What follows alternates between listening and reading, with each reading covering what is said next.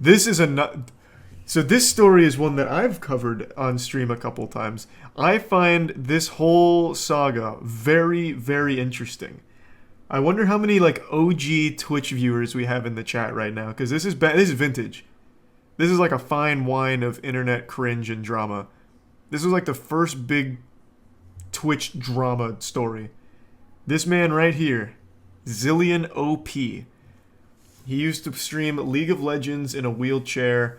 I believe he talked about disabilities, as well as even did like charitable things for disabilities, if memory serves me correctly.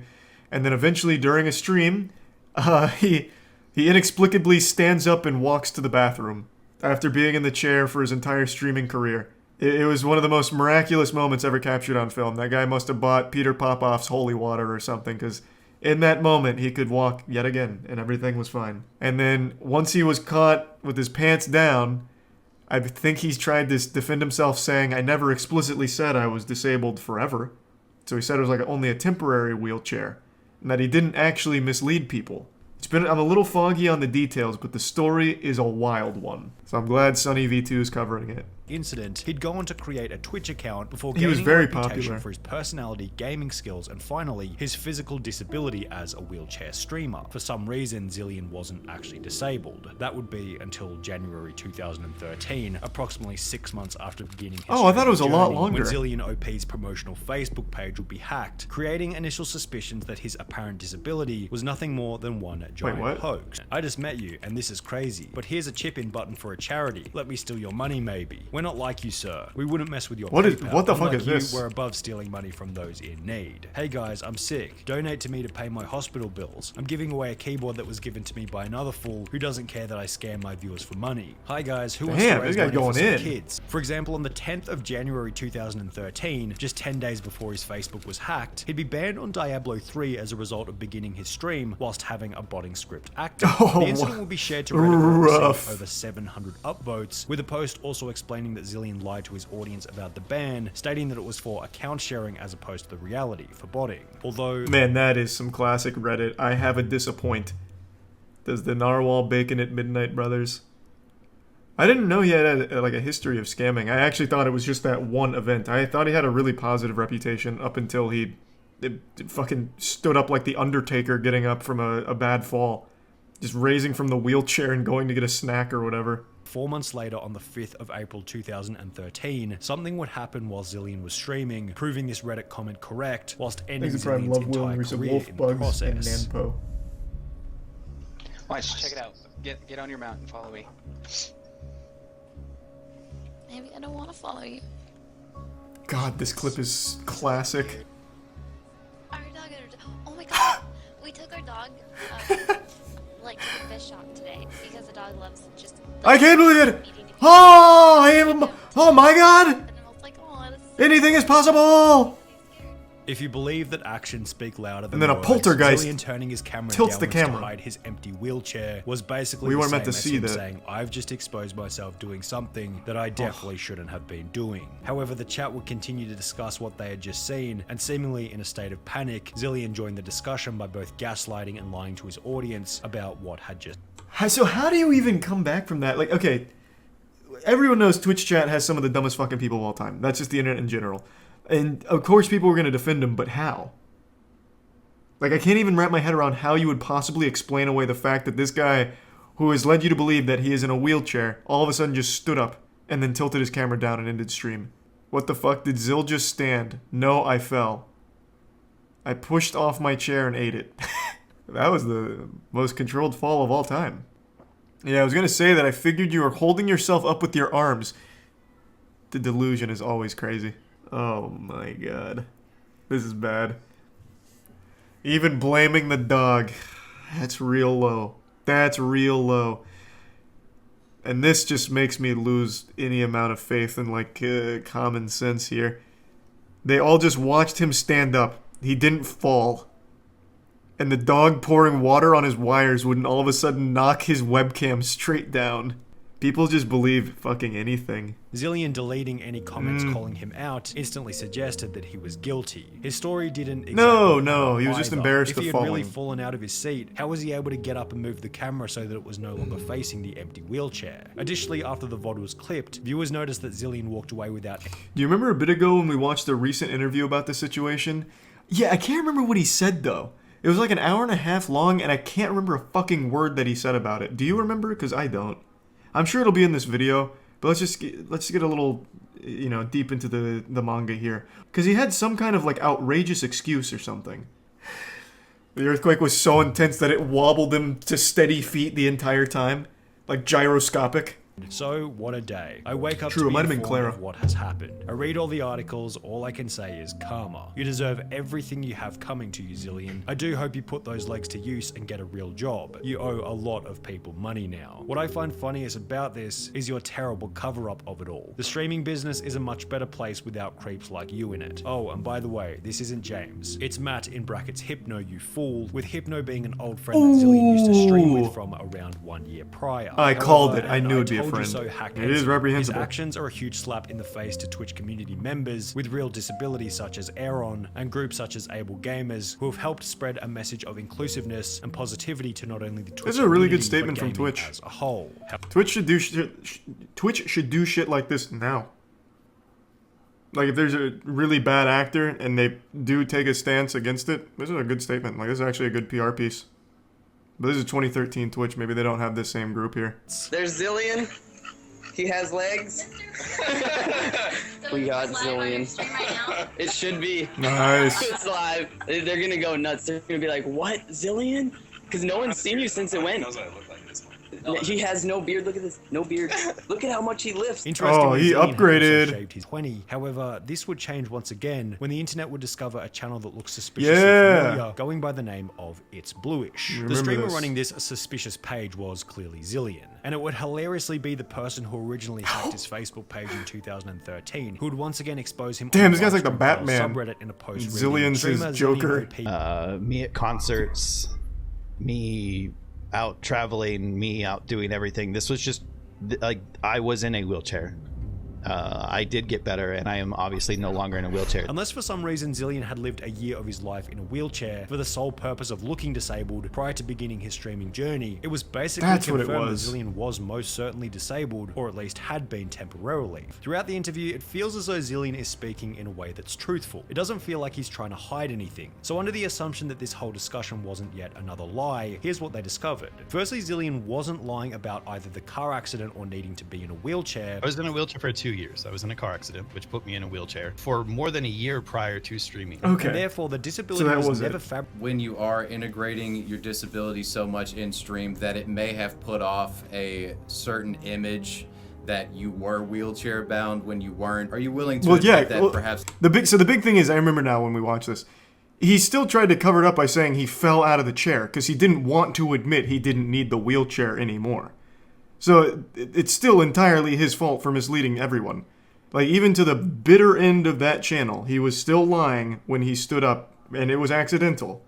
He didn't want people to know. If that didn't happen, he may very well have done that for forever, years down the line, until he fucked up.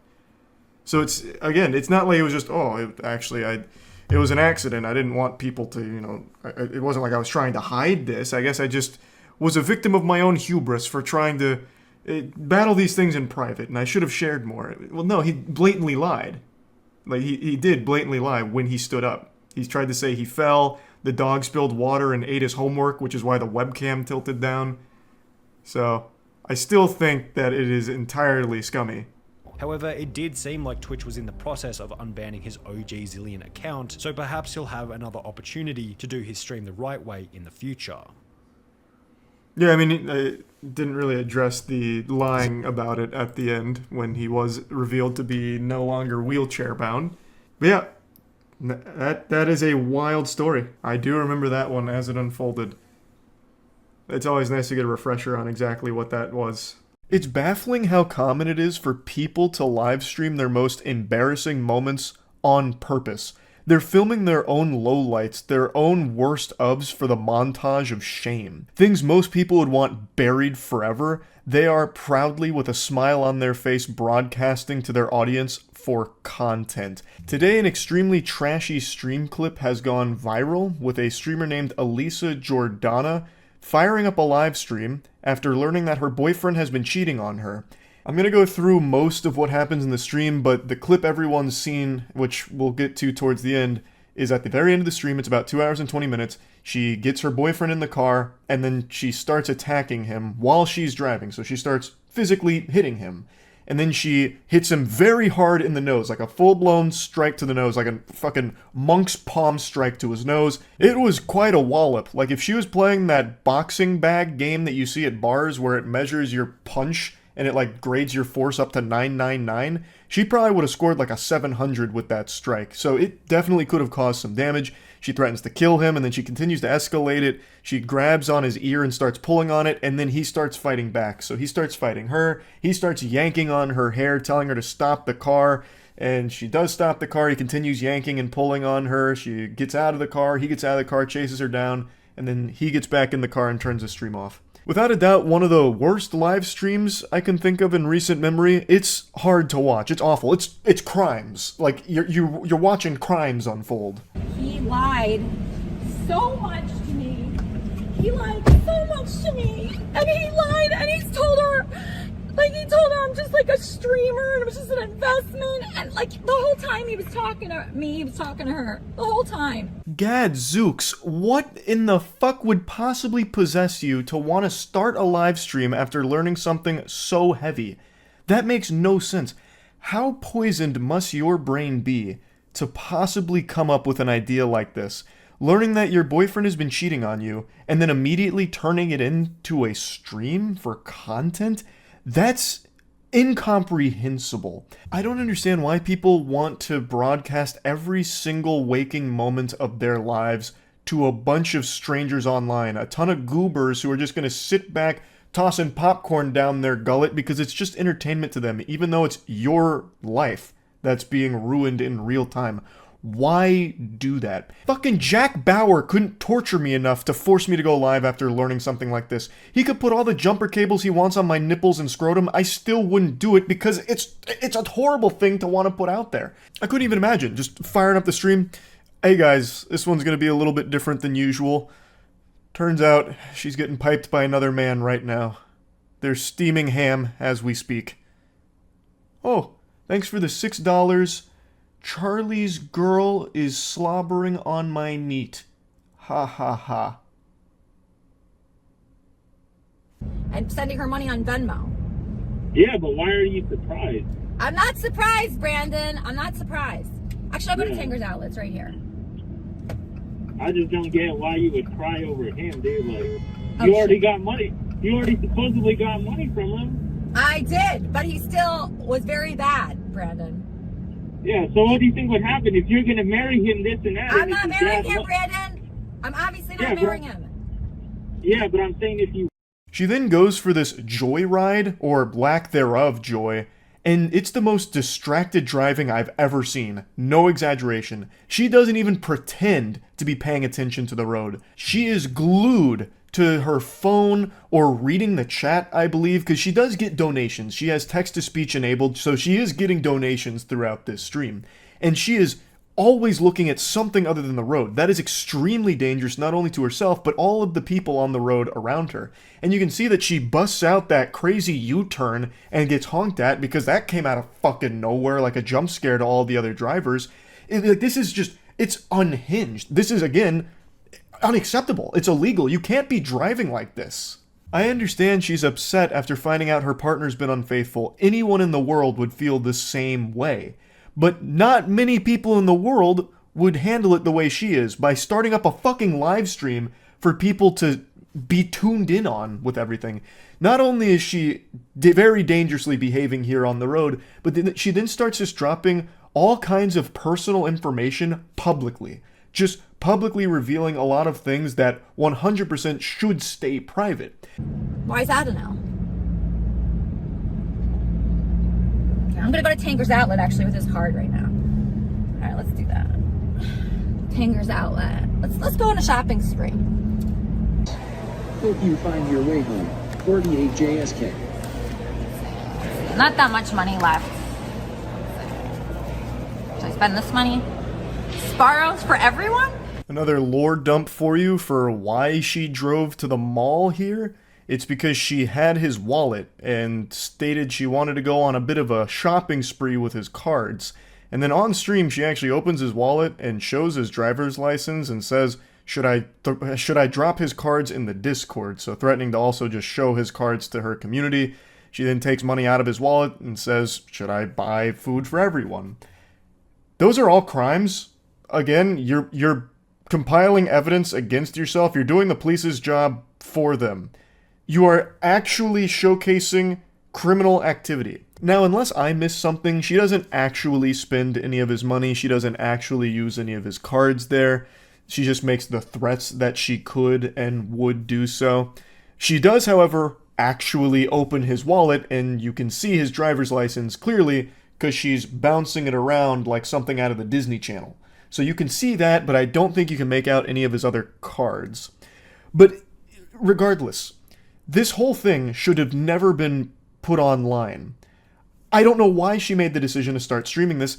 Again, she does have text-to-speech donations enabled, so it's possible that this is all just to get some, like, money from people that are sympathizing with her because she's going through something horrible. Getting cheated on sucks. But the way she's handling it is fucking awful.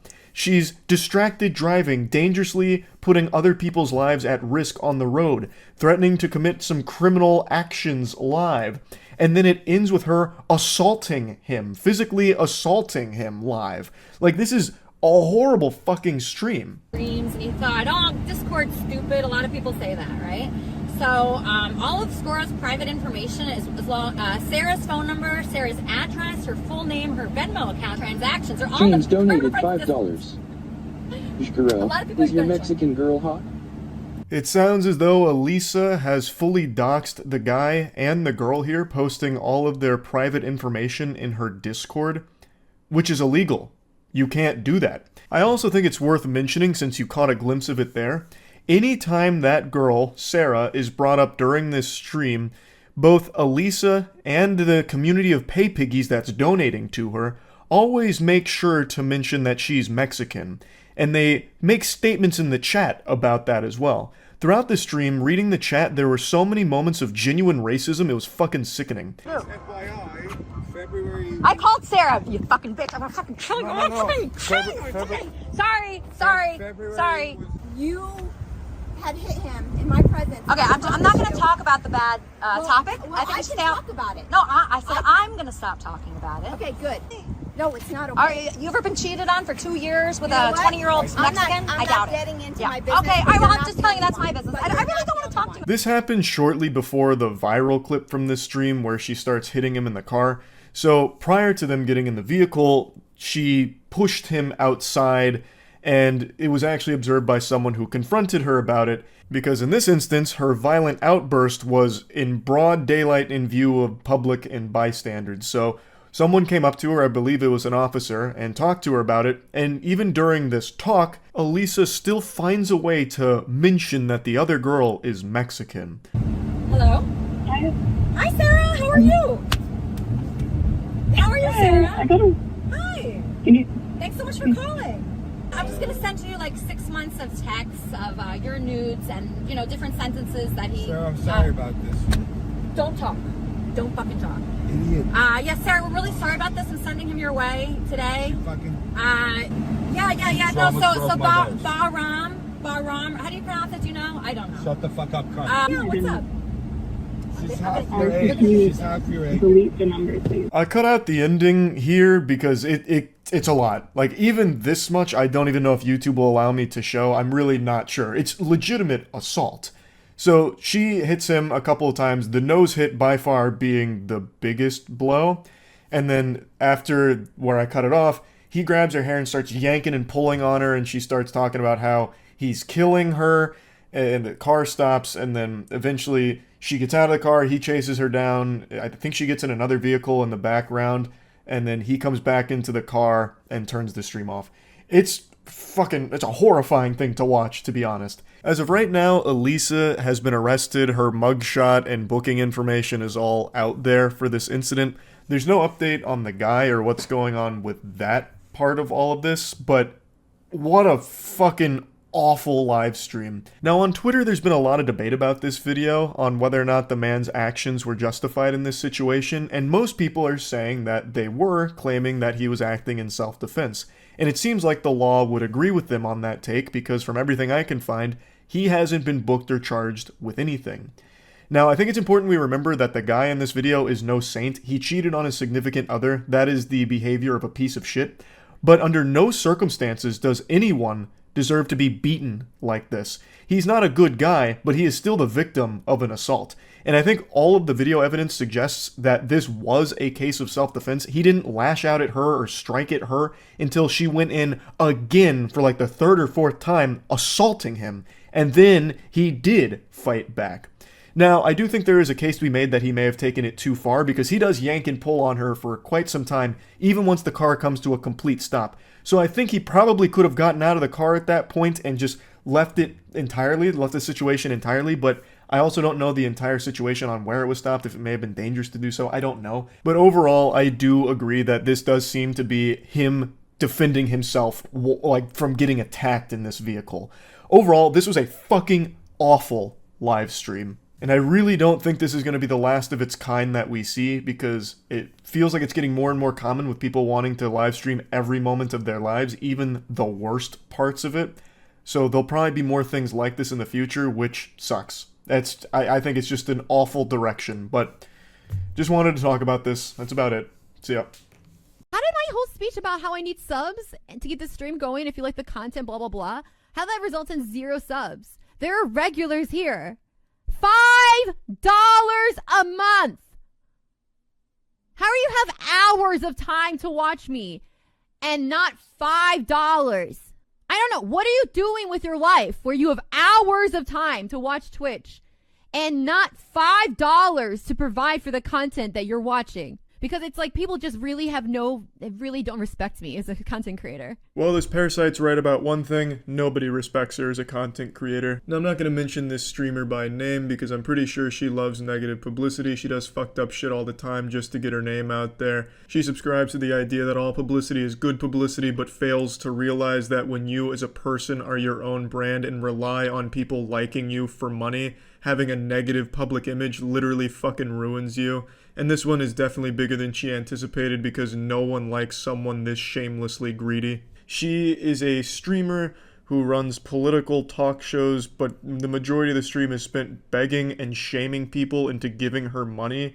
And it's some of the most pathetic shit I've seen on Twitch. And I've seen a lot of pitiful, sad shit on Twitch. I saw a man finger his butthole for a $20 donation on Twitch, and I still have more respect for that than I do her. At least him sticking his fingers in his asshole was more fun than all of her streams combined. And somehow him putting nearly his whole fist in his chocolate starfish was still classier than any of this girl's streams. At least he had the decency to not shame the viewers into giving him $20 for sticking fingers up his brown balloon knot. He wasn't on stream going, hello, you broke cheap-ass viewers. I'm sitting here with my beautiful asshole goat seed into the camera, and nobody's giving me $20. My speech about giving me $20 and I'll finger my asshole didn't give me any money. What the fuck is wrong with you?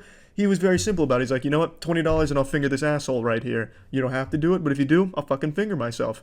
And that's how it went. She's over here making a whole song and dance about it, making everyone just feel fucking uncomfortable, and she feels so entitled to their money, which she absolutely doesn't deserve. She provides no value whatsoever. You might as well just flush $5 down a toilet. That's more value than giving it to this girl.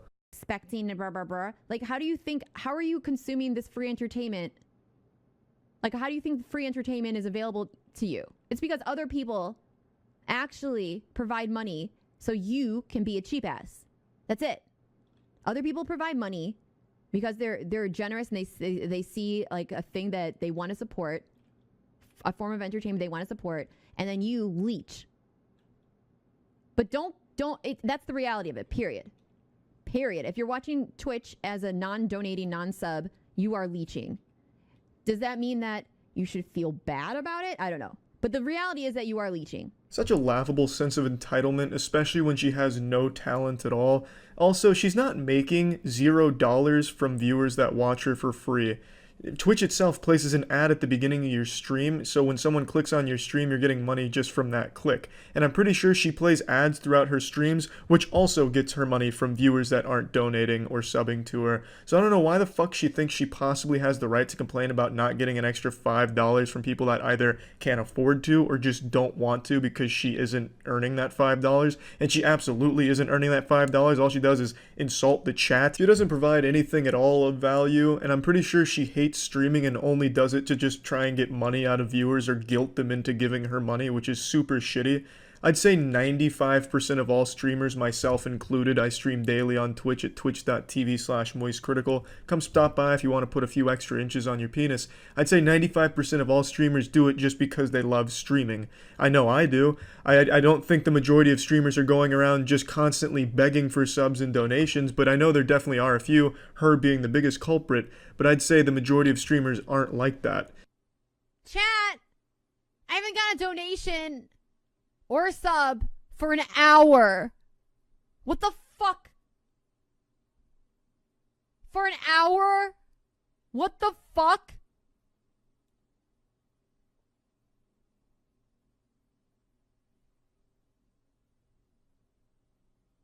An hour when I fucking working for free? What the fuck? What a horrible, embarrassing perspective for someone to take on something like this. She has the worst possible attitude. I'm not going to go into her disgusting past. She's done a lot of really fucked up shit and said some fucked up shit.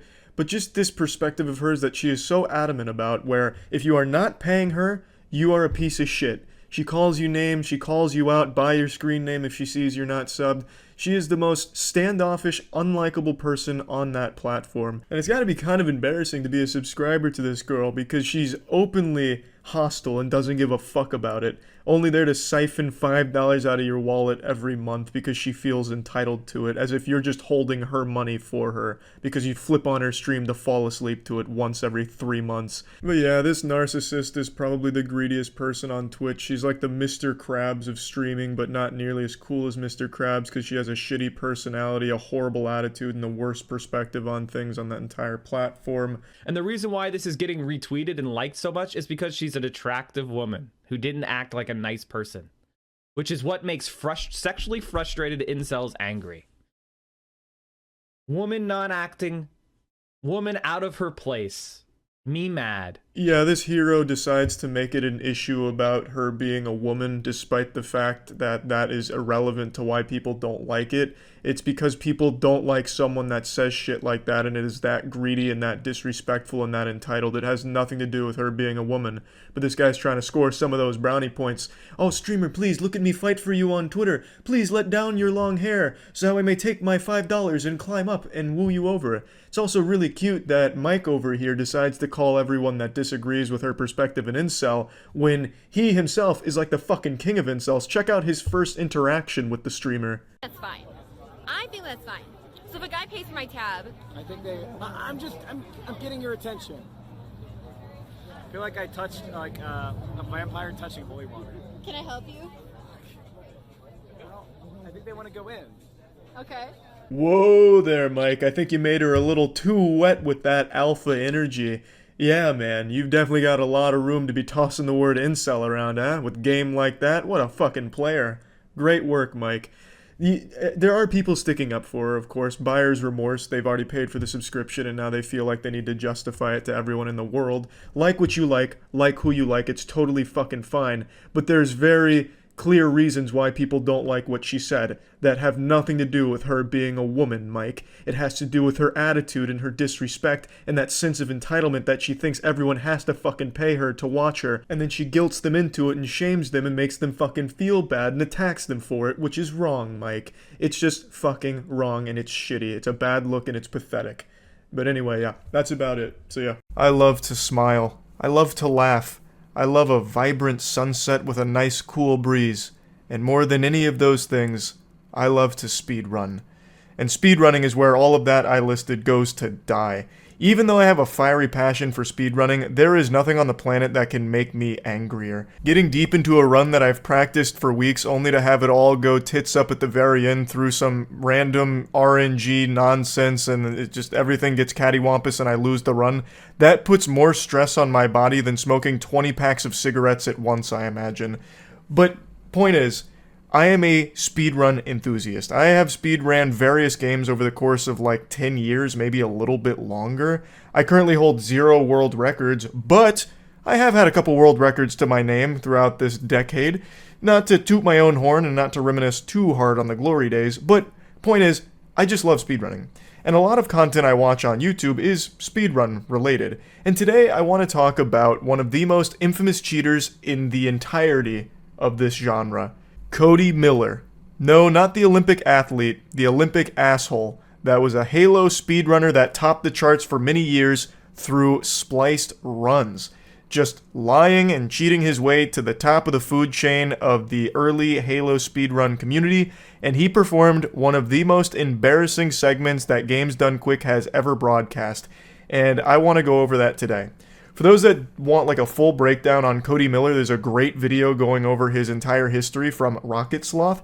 It is a fascinating story. The lore is riveting and deeper than House of the Dragon, but what I want to focus on today is the moment where he put on the clown makeup for the whole world to see, and the effects of this moment are still felt to this day, and it's been many years since this happened. It is his Halo CE legendary speedrun for Games Done Quick. I think most of you know what Games Done Quick is, but in case you don't, GDQ is an annual event that raises money through charity. It's a speedrunning event where the best runners for games will go and put on a speedrun performance that raises money for charity. And Cody Miller was invited to speedrun Halo CE, and it was a fucking disaster. It was only supposed to take like 2 hours and some change for him to complete this run, but it ended up going over 4 hours. It couldn't have been worse. He could have passed the controller to my father, who hasn't played a game in 15 years, and he probably could have finished this game faster than Cody did. I've never watched the full VOD, and I've never heard of anyone actually suffering through all 4 hours of this excruciating torture until today. I just watched the video from a channel called Frog Archist, perhaps. I'm not sure if I'm getting the name correct. But they actually subjected themselves to the entire 4-hour VOD in order to review all of the best bits. And by best, it's not like a montage of highlights, it's lowlights. And it is amazing. I was thoroughly entertained by Frog's video, so I highly recommend you check out the full video on his channel. I'll put a link to it in the description. I think they did an incredible job with it. Whether it's I would really prefer if you be quiet, or this girl asking a runner to pause a game so she can talk about her grandma that died from cancer. Over the years, there's been a fair number of cringe moments in the speedrun community. I'm a Frog, and today we're going to look at Halo speedrunning signature cringe moment, Cody Miller's 2011 Halo CE GDQ run. Even if you haven't heard of GDQ, I'm very confident you've seen some of the viral clips, because for a long time, this was like the cringe factory. This was like the cringe utopia. Every year, there'd be 1 or 2 massive moments of uncomfortable awkwardness that would pop off across the entire internet landscape. The cyberspace would collectively come together to watch some of these GDQ clips, like a couple of the ones that he mentioned there. And during the heyday of these cringe classics, Cody Miller's run sits firmly towards the top. It wasn't just one moment during his run that was awful. It wasn't just like 30 seconds or a minute of silliness that people, giggle at and shoot spitballs at. It was 4 hours of just this prolonged dogshit sensation of cringe.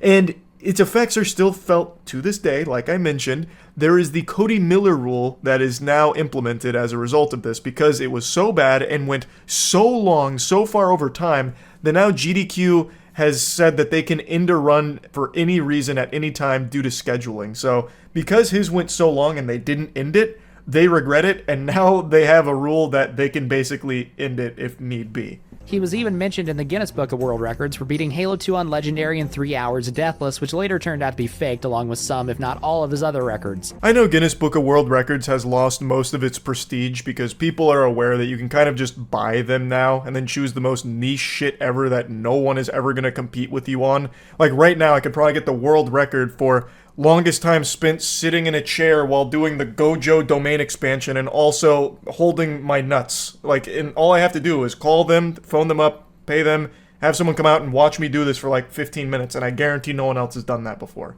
But back in this time period, a Guinness World Record, that was a huge deal, especially for the speedrunning community. But it turns out Cody faked that and pretty much all of his world records, and yet he still had the chutzpah to go to GDQ to run live. Let's hop in. Yeah, like I haven't seen any of the Halo tricks or anything, that's why. Don't get your hopes up, bro. You're not going to see them here either. That just sets the stage so beautifully. People were really excited to see the Halo CE speedrunning tricks and glitches, only to get nothing. Cody didn't deliver shit. I could probably count the amount of tricks that he successfully pulled off in this 4-hour run on one hand. Rather, one finger.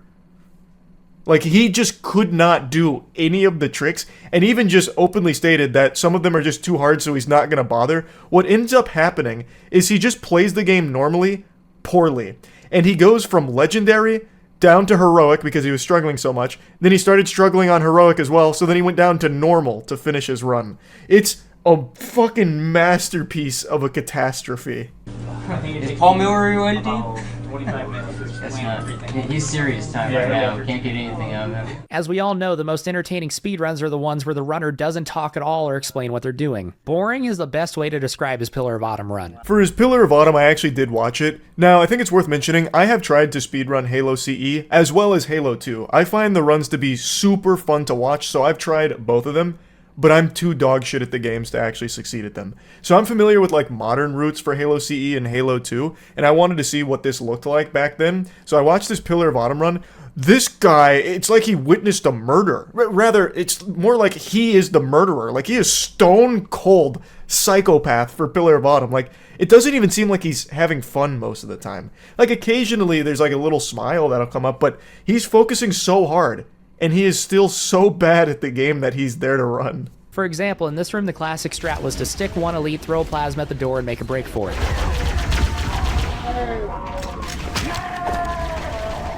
Instead, Cody sits here for 2 minutes struggling to kill everybody. Even if you are going to try to clear the room, it should not take him this long. Also, why did bro not grab the Magnum? Have you never played CE before? I managed to get a hold of the high-speed Halo world records at the time of Cody's run, and the world record for Pillar of Autumn was 5:19. I timed Cody's here as 8:29. Not very good. That was the thing that stood out the most to me as well. Cody hates the pistol more than Garfield hates Mondays. This dude just refused to pick up the pistol, which is by far the best option for this game. It really does seem like he never even played it. Now, Frog is a Halo CE runner, so he offers insight on how a lot of these things were supposed to look and how Cody did them, or rather didn't do them most of the time, which I find to just be so entertaining. I really appreciate that. The first real trick of the game at the time was where you walk over here, do a grenade jump, and skip the bridge. This saves a couple seconds versus walking, but we mainly do it to skip a trigger. There'd normally be 2 Banshees and a Covenant squad up ahead that we now don't have to deal with. It's one of the easiest tricks in the game, and there's zero reason for a CE speedrunner not to do it. Unless they don't know how to do it. Let's see how he does. Oh, I'm the best. Oh no. Well, maybe now he'll do the grenade jump. Nope, he's just walking back across the bridge. Alright, he got him. Now he can advance to the next area. Why are you dropping the Magnum? Hide and shoot. Man, bro, maybe you wouldn't have died there if you could just headshot the elite when his shields are down. Oh no. Grenade jumps in Halo are second nature to anyone that has ever played a Halo game before. Even if you're not a speedrunner, you know about grenade jumps. Even if you just play the multiplayer, grenade jumps are like an integral part of Halo's identity for like the longest time. So it's so weird how bad Cody is at them when he tries them in this run, or how he just decides not to do them for most of the run.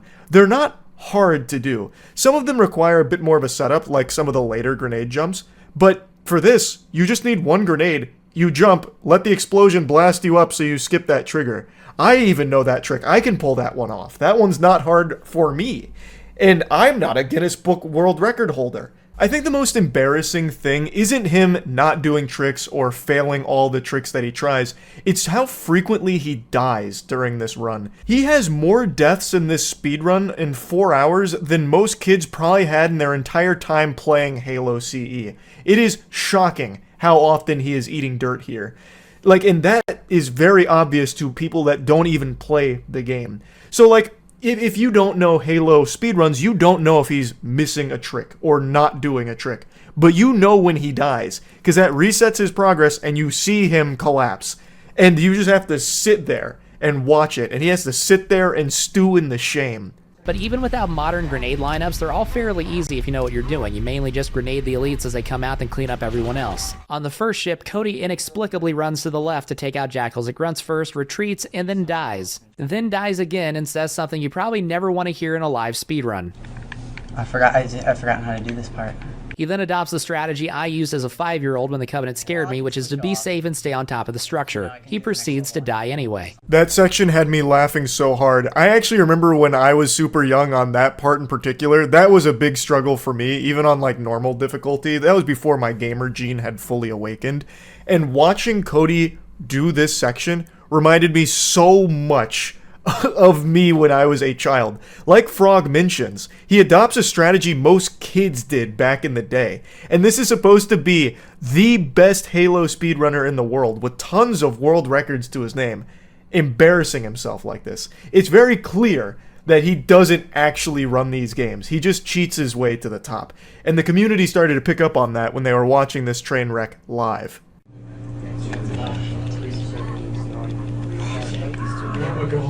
Man, this isn't going well. Cody was also in the Guinness Book of World Records for making the understatement of the century. After a couple more deaths, Cody decided to do something not typically seen in a legendary speedrun, which is to change the difficulty to heroic. I was giggling hard when he said the understatement of a century, because it really is. This couldn't be worse. He just changed the difficulty to heroic. He just dropped the difficulty because he is struggling so much. I don't know how Cody didn't just get up and leave and just apologize, like, hey, sorry I wasted everyone's time. We're just gonna pull the plug on this. We're gonna mercy kill this right now. I don't know what the fuck I'm doing. I'm bad at this. Let somebody else run. Go to a break. I don't know. I'm sorry. Like, I can't believe. Sports fans, we are only on the second level here. There is 4 more hours of this to go. He has only completed 1 level on the difficulty that he was designated to run this at. And he is already giving up, throwing in the towel on Legendary within the first encounter of level 2. You couldn't quit sooner. Not even 5% into level 2 and he already lowers the difficulty. It's one thing to fake speedruns, but I honestly don't even know if he's ever played this game before. Because even if you're bad at the speedrun, if you have practiced and played the game just normally, you should be able to beat this game on Legendary. It doesn't take the world's best esports athlete to beat Halo CE on Legendary. I did it when I was a kid. And yet Cody Miller, supposedly the best of Halo CE, can't even beat the second level on it. That is so embarrassing. People that are playing this game for the first time or practicing the speedrun, learning it for the first time, don't look as bad as Cody did. Cody successfully does a cutscene skip on the light bridge, but more importantly answers a question about what tricks he's going to do. Doeslight asks, Cody, are you doing AOT CR fall, Silent Cartographer launch, and or Keys Shield Bump? Key shield bump, no. Assault in the control room, maybe. Silent Cartographer, definitely. I don't know what's funnier, them feeling the need to ask if he was going to do basic tricks, or him saying yes to only one. I would go to Legendary for the library. Cody is saying he would raise the difficulty on the library. Keep this statement in the back of your mind. Get hyped, Twitch chat. He's going to maybe do 1 trick out of 3 basic ones that were requested. Why are you there? Like, he openly states that he didn't practice this. He hadn't touched the game in 2 years. Though I'm going to call baloney on that. I think that's a load of goddamn horseradish. I don't think he's ever really touched the game other than some editing software when he was splicing his runs together. I think he just really liked being the big guy in Halo speedrunning. And this GDQ segment made him the big clown. The spittoon that everyone was taking turns hawking a loogie into because, hooey, it was rough. Just because I haven't practiced this game in like 2 years, this is pretty tough.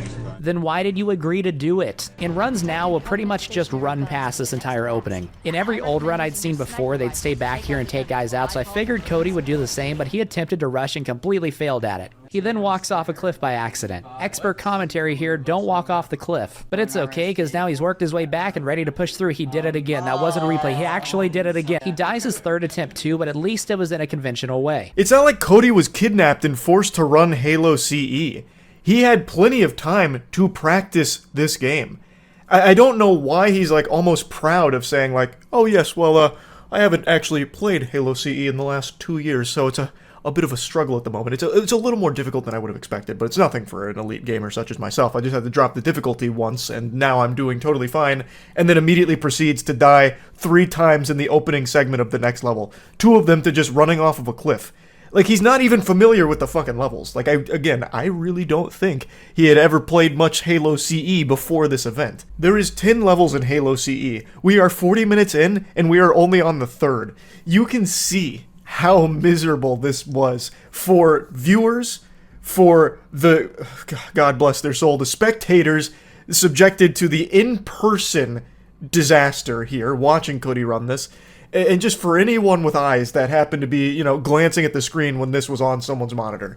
This is so embarrassing to even just look at. And it just goes on for so long. Progress. Around the 50-minute mark, the chat starts asking if someone other than Cody can try to play. Bob the Champ, only Cody Miller will be playing Halo. No one else is taking the controller. I bet they regret that decision now. Someone should have just walked up and slapped the controller out of his hands and turned off the TV and just went to the next game. Chat, I think, was totally right to ask for anybody else to play this.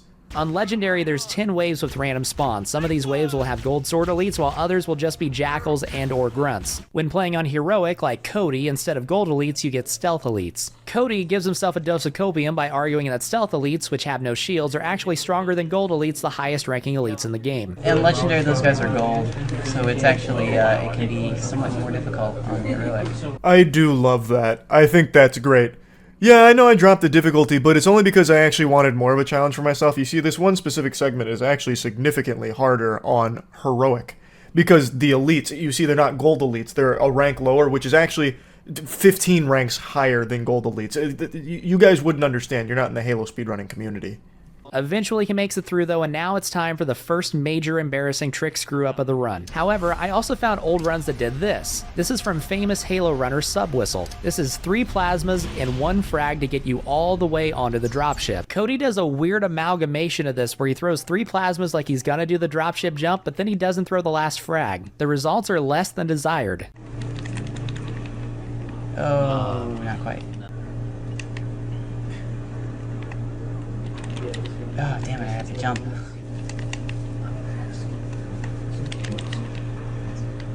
You know what, we'll just do this normally. You can hear how deflated everyone in that room is when he says, we'll just do this normally. He gives up really quickly on this trick, by the way. So, Frog went on to explain that grenade jump has existed in runs as far back as 2007. So that strategy, that was cemented in Halo speedrunning when Cody was doing this, and he just couldn't do it. So then he gives up on that, does it normally, which adds an unbelievable amount of time to this run. By the time Cody finishes this run, we'll have probably already experienced a new Pangea on the globe. It is crazy how slow he is going. And he is this miasma of misery that is sucking all of the fun out of that room like a Dementor. Everyone in that room looks miserable. That is the most joyless room I've ever seen on camera there. Everybody looks so bored out of their mind because Cody cannot do any of the tricks and he can't even play the game well. So it's just this agonizing experience just watching it. Instead, Cody just plays through the level normally while dying a bunch of times. You don't need to press that button. Oh shoot, I think you're right, I do have to press that button. Stuff up. No, you don't! Hurry up! He gets backseat gamed by chat who are trying to coach him through how to play Halo and where to go, and then even people around him are like, hey, do you need to do that? And he's like, I don't know. Maybe. Yeah, no, you're right, I do need to do that. And you don't. He is just not even familiar with the game that he is now playing. And yet he agreed to do this and didn't bother to do the bare minimum of at least trying to play through it once on Legendary maybe before coming to this event. Cody actually knows what to do here. He's not good at any of it, but he knows what to do. Basically, you turn around at the start, grab this warthog, drive into the facility, and fling yourself through this door before it locks. Normally, you'd have to go to a different part of the island to unlock it, but with that and then falling off in such a way that we don't die, we skip a huge chunk of this level. Let's see how Cody does. Get through it, but if you go around, if you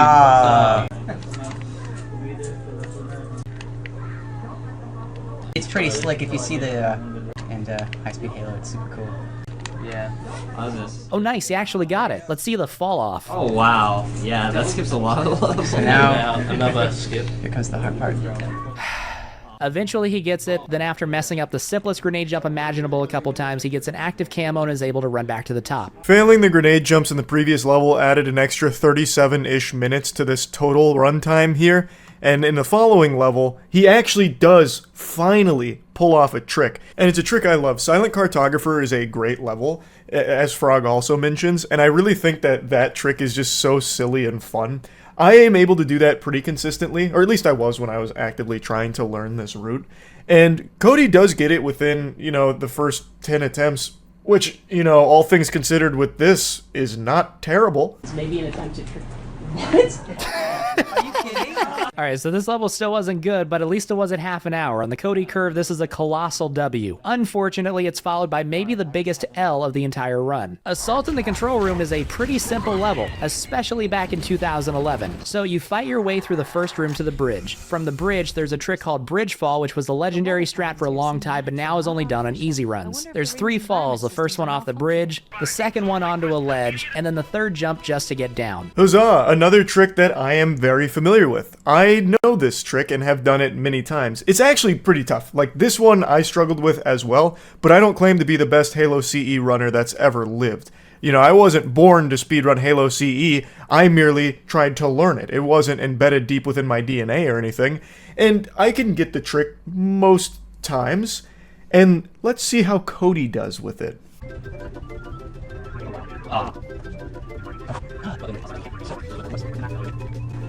Oh my god, he got it. Now he just needs to fall off the right way. You have got to be kidding me. After several minutes of trying, Cody gave up, and instead of beating the longest level in the game in about 7 minutes, he now has to play through it in its entirety. And I have to sit through the entire thing. 23 attempts and he didn't get it, so he once again waved the white flag and just decided to play through the level normally. He should have just kept doing it until he finally hit it. He would eventually get lucky if he just kept banging his head against the wall. It is not a trick that is RNG dependent. It is a skill issue. You can hit that trick every time once you figure out how to do it properly. And yet, Cody he has no idea. Like, he understands the concept, but he's probably never actually done it before. So in the run, he didn't have any confidence in it. After 23 attempts, he just said, alright, fuck it, we'll do it live, plays the level normally, but he's bad at the game, so playing the level normally takes fucking 5 times as long. This is the longest level in the game, made even longer by someone as bad as Cody playing it. That is the worst combination for a games done quick speedrun event. Truly, hats off to Frog for sitting through all of this. It is excruciating, even just watching like the condensed version of it. Pro gamer stuff right here, folks. Why are you waiting for a Marine to get in? You're literally getting out right up here. There's a skip here I was hoping he'd know about. He didn't, of course, but you can actually hop on this glass and get to the other side early. This skip's like another 5 minutes at least. For Cody, it would have saved 17 minutes. Worth noting, Cody's time estimate for this run, the time that the event was planning around, was 2 hours. Now well past the 2 hour mark, Cody is still on level 5 of 10. Oh, music to my ears.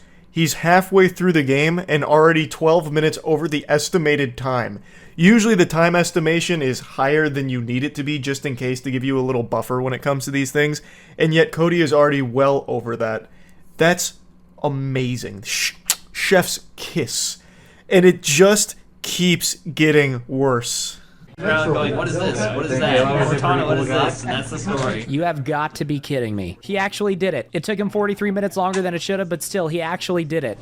like, you don't have a chance. Stop dropping the Magnum. This level isn't very hard, and Cody, despite a couple stupid deaths, is getting through it. Really, the only difficulty in this one is navigating your way through the facility, which is meant to be confusing. But for an experienced runner, that shouldn't be a problem. Wait, where is he going? This is back the way you came. What are you doing? 43 extra minutes of playtime, baby. I view that as a positive thing. That's 43 extra minutes of fun. We're going overtime on fun, baby.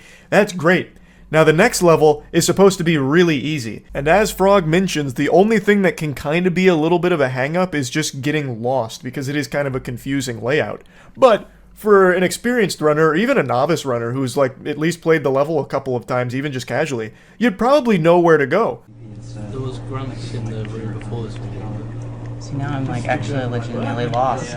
You agreed to speedrun this game, and you don't even know where to go. And you just died, and now we're all the way back to the start of the reveal room. Oh my fuck. Was actually manning the donation counter. He just did a grenade jump to get back where he started. He actually made it to the shotgun room. We are so back. I don't know if Cody just had amnesia or something, like maybe the Men in Black showed up and neuralized all of the knowledge of Halo CE out of his brain, but I just don't know how you can wander around aimlessly in a game that you're supposed to be really familiar with, or agree to do this without ever even like really playing the game. So after this elevator he's on now, there's a trick called camo jump or camo jumo, where we grab active camo, do a jump you're not supposed to be able to do, and then you can run basically to the end while camouflaged. After grabbing camo, Cody tries to grenade jump and fails horribly. He didn't attempt it again. Any semblance of this being a speedrun has now completely vanished, and everyone in the room looks embarrassed for Cody. To start the library, Cody saves and quits and lowers the difficulty to normal. I will now remind you of this from earlier. I would go to Legendary for the library.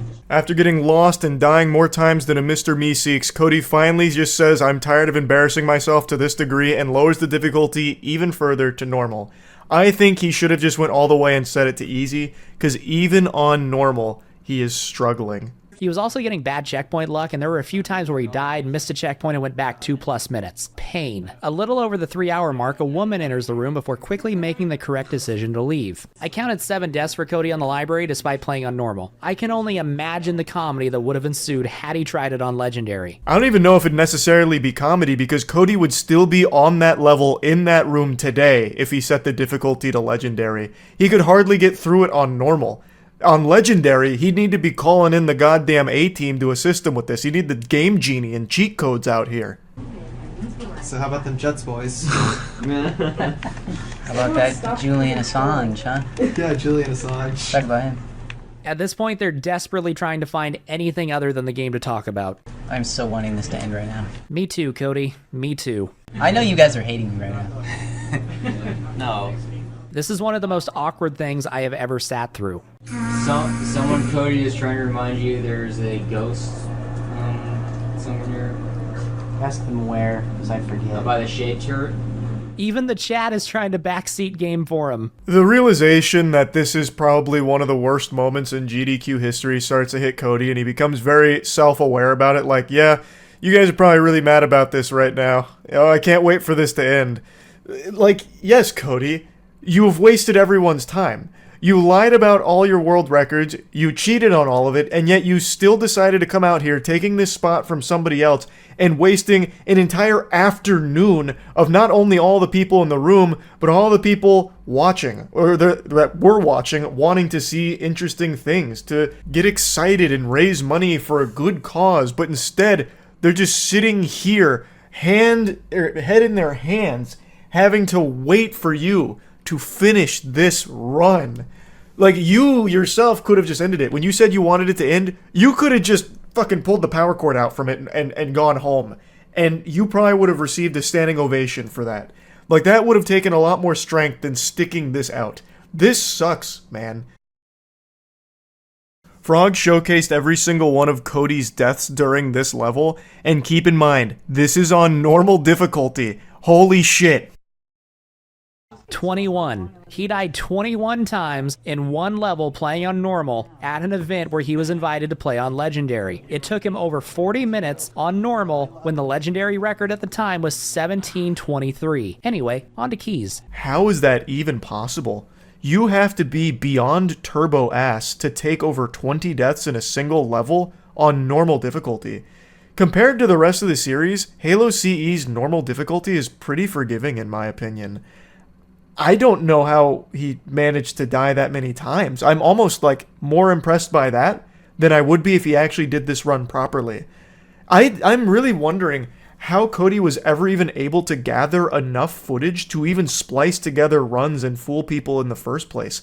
I don't even know how he had enough footage of him being alive in Halo CE to splice runs to cheat to the top of the leaderboard, because it seems like he spends more time dead in Halo CE than alive. Keys should have been the shortest level of the run. This is another trick that I don't know how to do because it's an outdated trick. Back in Cody's day, you were supposed to do a shield bump out of bounds at the very start of the level, from which you can then do out of bounds platforming to get to the Keys room. It turns a 20-minute level on Legendary into a 3 to 4 minute level. But why can't you do the shield bump? It's just extremely difficult. Okay. What do you mean, why can't he do the shield bump? He can hardly shoot his gun at the enemies. In fact, most of the time he doesn't even do that because he swaps off with a Magnum. So obviously he's not even going to try to do a trick. That's just so far out of the realm of possibility at this point in the run. I am surprised anyone even bothered asking him that question. After a third death at the very start, once again he's playing on normal, he finally makes it to the bridge. I will give Cody credit for this. Solid, and then I still love the arrow that was pointed at us when we were driving. Yeah. The arrow that went like this. He nailed that 360. And that's Cody's run, just under 4 hours and 17 minutes. I skipped a lot here from Cody struggling as well as just completely floundering and fumbling everything. He hypes himself up as being good at the last level, and at the time he had the world record here. And this is something that covered very well in Rocket Sloth's video that I found super interesting. So Cody cheated to get that world record using something that was impossible to do legitimately at the time, but he held that record for a long time because it was deemed unbeatable due to Cody having this supposedly lucky run, even though it turns out it was cheated. Cody eventually admitted to cheating everything, or not even everything, I think just most things. And this run will just go down in history as I think GDQ's weakest fart. It's not even so cringe that you'd see a lot of viral clips from it. It's 4 hours and 17 minutes of agony, actual pain and suffering that they just needed to pull the plug on, but they didn't. And now it's led to a rule where they can and will, should something like this ever happen again. Cody Miller's legacy is one of shame, I would say, where not only was he a prolific cheater in the Halo speedrunning community, but he put on, I think, undoubtedly, the worst GDQ run to ever be broadcast. So, yeah, I wanted to talk about this a little bit, and I think Frog did an amazing job covering this. I hadn't seen pretty much anything that Frog showcased here. I had only watched bits and pieces of the run throughout the years because I wasn't going to watch all 4 hours of this shit. It's crazy to do that. But luckily, Frog did. And that is so commendable. I really appreciate Frog for making that video. I highly recommend you check out the channel. So yeah, absolute pleasure to finally see just how bad Cody Miller's infamous Halo CE speedrun was. That's about it. See ya. In the late 90s, a very popular Japanese game show tortured a man for a year and broadcast it every Sunday night. This isn't like reality TV where it's all fake and scripted, not to ruin Christmas for all the believers out there. This was legitimately torturing another human being for the sake of entertainment. And it was extremely popular, averaging 17 million viewers every Sunday night that they'd play the clips. That's absolutely massive even by today's standards. It's more viewers than the last 4 years of the NBA Finals and the World Series, and obviously more than most television shows get. For reference, The Boys season premiere got around 8 million viewers, and according to YouTuber Atrocity Guide, who also covered this story, the most viewed episode of Game of Thrones got around 16 million viewers, so it even beats that.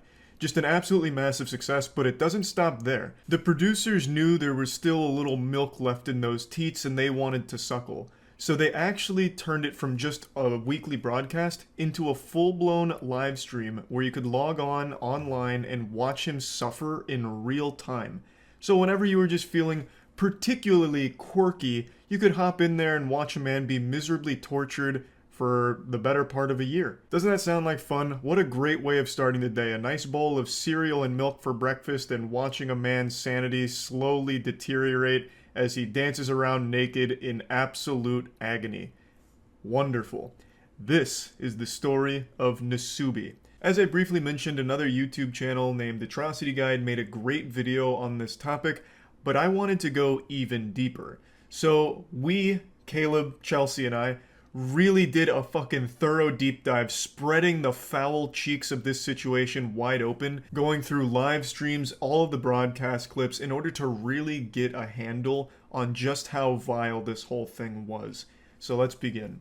In 1998, a popular Japanese game show named Susanoo Dimpa Shonen held a raffle to find their next contestant for an upcoming show they were working on called A Life of Prizes. Nasubi ended up winning the lottery and was ecstatic. He believed this was going to be a big break for him since he was also an up-and-coming comedian, and he was escorted to a small apartment where he was then instructed to take off all of his clothes in order to participate in the game. The challenge was he would have to survive in this apartment on nothing but his winnings from sweepstakes. They only provided him with water, and he was told that he would not be allowed to leave or communicate with the outside world or have any access to anything that he didn't directly earn through magazine sweepstakes. He was told that he'd need to win 1 million yen, which at the time, 1998, was right around 8,000 US dollars, through only mail-in magazine sweepstakes in order to complete the challenge and be released from the room. And yes, this does include food. They didn't provide him with any food. The only food he'd have access to is the food that he earns through mail-in sweepstakes. It just feels like there were better odds of a bird carrying $10,000 in its mouth crashing through the apartment window than actually earning 10 grand through mail-in sweepstakes. This shit is like something you would actually hear of like fucked up prison guards at Guantanamo Bay doing as like a joke or something. It's so cruel and brutally difficult. But Nasubi did actually pull it off. It took Nasubi 335 days total to finally make enough money to be released from it. Or at least, so you'd think. This is actually only the tip of the iceberg here, but I just want to give you the story in a nutshell. And I also want to explain the name Nasubi, because that's not actually the contestant's real name. His actual name is Tomoaki Hamatsu. The name Nasubi actually means eggplant, and he got this because the producers used an eggplant to censor his genitals for the broadcast, and they also said that his head resembled the shape of an eggplant. The whole point of the Susanoo Dimpa Shonen broadcast here was to laugh at Nasubi. And people were. 17 million people having an old hoot and a holler, real side-splitting comedy, watching a man be legitimately tortured. Nasubi believed that he was being recorded and that the clips were going to be re-edited and broadcast for TV. So he would come in and like update people on what he's doing. Like, I just won this can of cat food. I just won this bicycle. And then he'd like dance around and try and make it entertaining. But he never knew that he was being live streamed the whole time. He was under the impression that it was just going to be moments from the challenge. Not that every excruciating second of this challenge was being broadcast to all of Japan.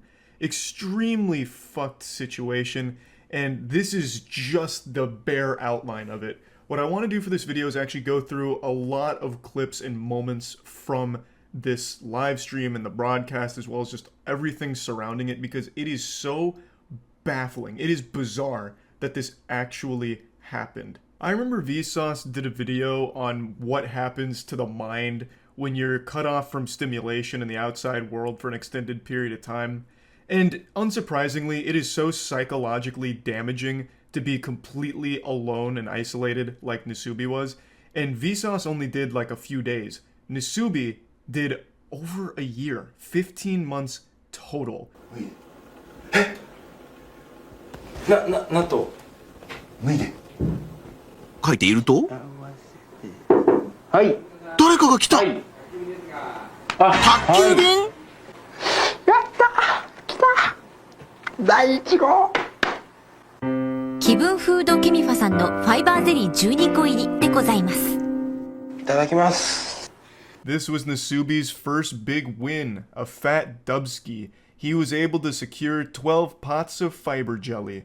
I don't know what the fuck fiber jelly is. I've never heard of it in my life. That sounds like a made-up substance in the movie Snowpiercer, but it was huge for Nasubi because it's his first bit of food since this started, so he was extremely hungry and was able to get some nutrients.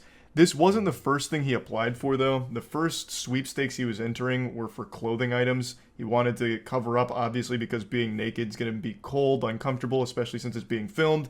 So he had applied for an apron first, but he didn't win. やった!また何か当たったんだ。はい。お名前出してもらいたいと思いまして。あ、はい、わかりました。はい。当選か？まずラーメン。全部で1700円になります。すいません、間違えました。Obviously, since Nasubi was trapped in isolation, cut off from the rest of the world, he cherished every single knock at that door. It was the only bit of human interaction he gets. So he'd get excited, and of course he's expecting to win something, since why else would someone be knocking at the door? So he gets really hyped up, like, hey, finally something came that's going to help me get closer to completing this challenge, or maybe it's food and I'm starving.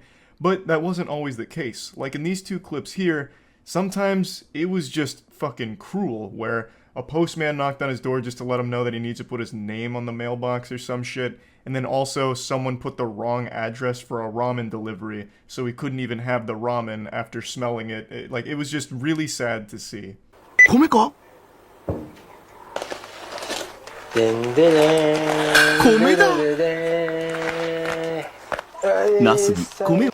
お米5キロです。Finally, it seems fortune's looking up for Nasubi here. He's able to secure 5 kilograms of rice.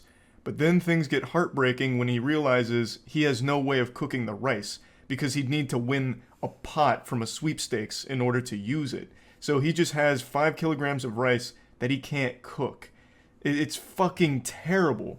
You know, like, it's a treasure that you can't have. So he gets desperate and he starts resorting to eating the rice raw. 生米をかじる。お願いします。おかゆにでもちゃんとなってください。申し訳ないですけどね。ちょっとこれは失敗じゃないですか？ちょっと待って。ちょっと待ってよこれ。実験成功。見て。Unable to continue eating the rice raw, Nasubi knew he needed to find some way to cook it, so he went full fucking Jimmy Neutron here. He hatched an idea to put the rice into one of the jelly fiber containers, and he put hot water in it, left it out overnight, hoping to make it somewhat cooked. As you can see in the clip, he said, even if it's gruel, just make it into something. It didn't work at all. So he came up with another plan to put it in the fiber jelly container, put it in the hot water, and set it next to the gas burner. So that way it would kind of cook it by proxy. And this worked. It was able to cook the rice, and now he had an efficient way of actually eating that rice that he won. 自転車に乗ってご飯が食える。やばせだな僕は。ね。 Slowly but surely, Nasubi was chipping away at that million yen goal, winning more and more prizes, such as a bicycle, which on the surface seems pretty useless since he couldn't take it outside, but he turned it into a stationary bike, and I'm sure that was like a good way of stimulating him, because what the fuck else are you gonna do? So he'd eat his watery rice while pedaling on the bicycle, and he started gathering more and more winnings. It started to look like my fucking dorm room from college, just a bicycle and all kinds of miscellaneous shit all over the place. 来ましたね、見事に。いやいや、やってみるもんですね。ほら。お米の炊き方98年3月版ニューバージョンです。ちゃってるよこれ。もうトレビアン。 He also upgraded his whole cooking operation by using a pin and a can of sake. He was able to create a pretty efficient cooking apparatus, so he was able to make rice more efficiently. He was even able to cook spaghetti now. So he was really like climbing up the tech tree here by just being an absolute fucking genius. And it's also worth noting, some of the more useless things he won, like the bicycle, wasn't entirely worthless because that helped increase the value of his winnings, bringing him closer to that million yen mark. So even if he couldn't get a ton of usage out of it directly, just having it in the room was beneficial because it gets him closer to being done with the challenge. 瞬間が訪れようとしている。しかし、でもちょっと厳しいね。小さすぎた。 Now it's been about 2 months in this clip here, and according to Atrocity Guide, Nasubi submitted 5,748 sweepstakes entries in the first month. So you can imagine that he's right around that 11,000, 12,000 sweepstake entry ballpark, and he is just now winning his first article of clothing, which are used panties from someone named Hitomi-chan. I want to say I had no idea the used panty market spanned this far back in time. This is 1998. I thought soiled panties, used socks, and bath water were things women started selling within the last decade to take advantage of like internet sales. I had no idea that this was a popular market all the way back into the 90s. But anyway, Nasubi wins these panties. It's his only article of clothing he's won so far, but they don't fit, unfortunately. 名前つけてあげないとね、かわいそうだね。そうだ。ナスビのお友達でビーナス。ナスビ、ビーナス連れて初めてのお散歩。I found this one to be extraordinarily sad, so still around 2 months now. He's had no contact with any human beings aside from the delivery guy just dropping off his winnings. He wins a stuffed seal which he names Binasu and takes him for a walk. It's his only source of companionship. That shit just breaks my heart to see. I'm not gonna lie.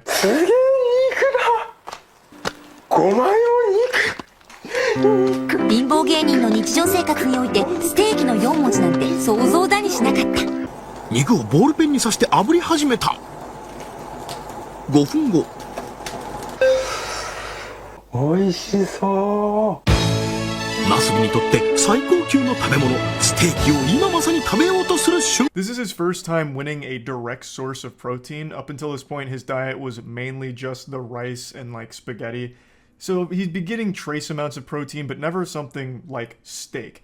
His macros had to be so fucked from this, but he finally gets steak, and he cooks it by using a ballpoint pin to cook it over the direct flame, and he gets to eat it and is super happy about it. I'd also like to highlight something in that note he wrote. He said, in the life of a poor comedian, he's only used the word steak in his imagination. I think this is big because prior to this challenge, Nasubi wasn't a popular comedian in Japan. He wasn't well off or anything like that. This was his big break, which is why he was so excited to be part of this show. And then he gets tortured. It's so fucking cruel. Like, you can't help but feel absolutely horrible for this guy. 当たった。電車でガッ。さらに。専用コントローラー好き。運転手はナスビ、車掌はビナスってな風に。加熱しないで食べるつもりだ。うん。全然いける。美味しい美味しい。うん。すべてビーナス君のおかげだ。 He wins a PlayStation game as well as a special controller for it, but he doesn't have a PlayStation or a TV to play it on. He then also wins raw pork and raw crab and eats it raw because he didn't really have an efficient way of cooking those. And you can see that he talks a lot to the stuffed seal. This is very much like a Castaway situation with Wilson. When you're deprived of human contact for as long as Nasubi has been, you start to try and find ways of being social. Humans are social creatures by nature, which is why it's so torturous to be deprived of that. It's fucking brutal. It's been right around 3 months by this point, and he is not even halfway done to the 1,000,000 yen goal. 3ヶ月ぶりの掃除スタート。テレビですテレビ。まあ1は映んねえのか。アップするよこれで。そのものとは。歯ブラシと歯磨きのセットです。 He's able to win a vacuum cleaner, which enables him to clean the room for the first time in 3 months, and then wins a TV, which would have been great because he'd finally have some source of entertainment, but unfortunately, since there was no antenna, it was useless because it would only play static. And he still didn't have a PlayStation that like play the PlayStation game that he won. So the TV was just a source of fucking white noise, I suppose. And then he finally gets something really, really useful, which is a toothbrush and toothpaste, which lets him brush his teeth for the first time in 3 months. 白衣を着た人現る。健康チェックに来ただけです。全く問題ありません。ナスビさんは健康であると認めます。 This is one component that I always see left out for all of the publications or videos that talk about the horror of the Nasubi story. They actually had a doctor come in and check up on him. The staff wanted to make sure that he wasn't like on the brink of death or that he hadn't contracted any like serious disease or anything. So they had a doctor come in, take his vitals, also did like a blood and urine test, or so they claim, and then gave him a clean bill of health. Now, assuming that that's all legitimate and not just, you know, theatrics for the television program, I would still say this doesn't take into account the actual torture this man is enduring. Like, even if his vitals are okay, he doesn't have a disease or any, like, big alarming health concerns. This is a man that has been deprived of sunlight, socialization, entertainment, and just basic human needs for 3 months by this point. So even if all of the blood work and all of that is within normal limits, this is a man who is still very much not okay. And to try and make it seem like, no, everything's great, Nasubi's happy, and this is a totally fine by the books thing, look, the doctor even says so, is even more scummy and shitty. 嫌なことに気づいてしまった。命の源お米が米袋の底に溜まってる程度になってしまってる。ついに今日で最後か。これが最後のお米です。はい、ドッグフードです。するとまずい。ド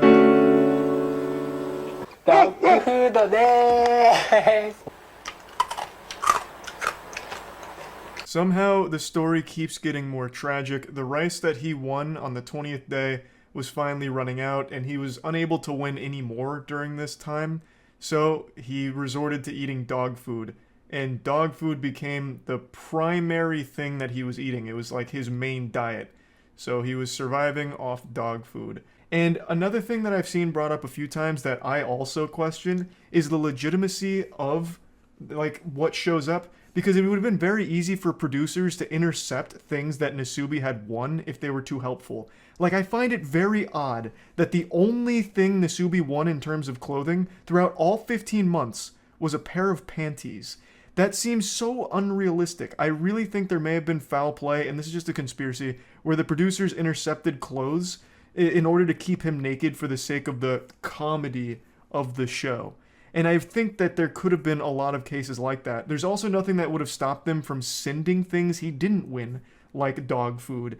He may have never, like, entered a dog food sweepstakes, and they could have sent it to him in order to further humiliate and torture him for the audience.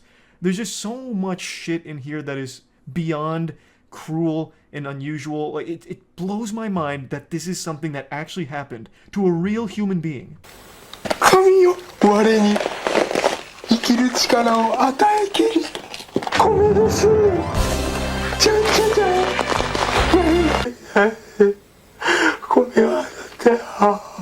Luckily, he was able to win rice 3 months later. He won 10 kilograms of rice about 3-ish months after mainly surviving off dog food, as well as a couple of other foods that he'd win here and there. But dog food for a while was like his primary source of nutrition.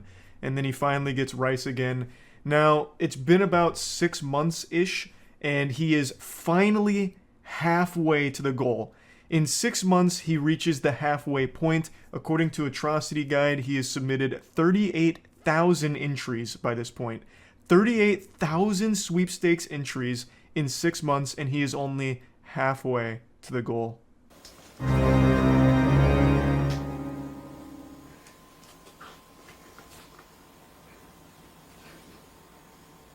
久しぶりだ。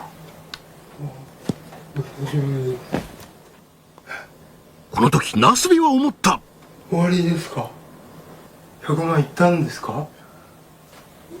いってない。意味がわからないんですけど、全然。うわー、車やった、動いてる動いてる。これはまあ全部揃ってるというか、引っ越しっていうことなんですか? Just when you thought it couldn't get more fucked up. So what happened here is this show was so popular, people eventually found out where Nasubi was being held.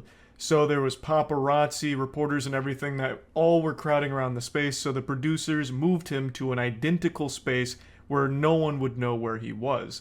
It was super far away, it was like 5 hours away, I believe, and this whole time Nasubi thought, oh, I must have won. But it turns out he didn't. They were just moving him to continue the game in a different location. It looks like actual kidnapping, and to a certain extent it is. The entire time, Nasubi is kind of delirious. He hasn't talked to people in a long time. He even says his mind is clouded with anxiety, and he's saying things that don't make any sense. He's unable to really talk to people, or talk around people in general. He's like completely lost that ability due to right around 6 months in total isolation. しかしこの企画が放送されていることを知らないナスビにプロデューサーはなんか演技担ぎじゃあ私のためってことですね、これは。身に余る光栄です。 The team told Nasubi that he was moved to a new location for renewed luck, so better fortune at a new spot, because they didn't want to tell him the real reason that they were relocating him. So they came up with that, and I'm pretty sure Nasubi doesn't believe them because he kind of laughs about it, saying, oh, so it's for my own benefit. I think he's very well aware now that this is a pretty fucking evil team of producers here, and whatever reason they had for moving him probably wasn't for his own benefit. 格屋のこれは椅子と机が当たったってことなのかな、これは。社長気分っつうのかね。当選第1号、国用のパーソナルデスク&チェア。操作しづらいんですよね、爪が邪魔でね。爪がこんなになっちゃってるからね。His first win in the new location actually is a fucking fat one. He gets a new desk, a new chair. They're both relatively expensive too, so it's a great victory for him. And he shows his nails. The nail growth is outrageous. He hasn't been able to trim them in about 6 months now. Like, he is genuinely a prisoner here, and it shows. With this room switch, producers decided to offer a live web stream alternative, causing them to digitally follow Nasubi around with a joystick in order to censor his genitalia. As you can see, the quality of the live stream is primitive, but keep in mind this is in the late 90s. I couldn't actually find a high-quality clip showing how they censored the live stream or did the live broadcast, so this comes from Atrocity Guide as well. What they did is the producers had a whole team that was dedicated to following Nasubi around with a joystick like they were playing a fucking arcade game with a sensor to keep his dick and balls off the screen. And they live streamed him. They wanted to offer a real-time alternative instead of just doing like the weekly Nasubi update with clips. They wanted 24/7 Nasubi coverage for anyone that wanted to go watch. So this was pretty innovative for its time. I think it's definitely one of the first like actual around-the-clock live streams that ever actually aired. It's pretty impressive. ウィダーインゼリーが当たってかれこれ2週間、当選がない。ここまでね、当たんないっつもなかなか久しぶりの出来事でね。車で移動。着いたところはちょっといいよ。いいですか。ナスビのあまりの運のなさに見かねたスタッフは当選運の上昇を願い2度目の引っ越しを決めたのだった。 So Nasubi initially had a good string of luck at the new location. I believe, according to Atrocity Guide, he had done 17,000 entries and won decent stuff, but then hit a really bad cold streak, even ran out of food at one point, so the producers did move him again to another location to help him out in winning more prizes, I suppose. And it worked, because he did win more prizes.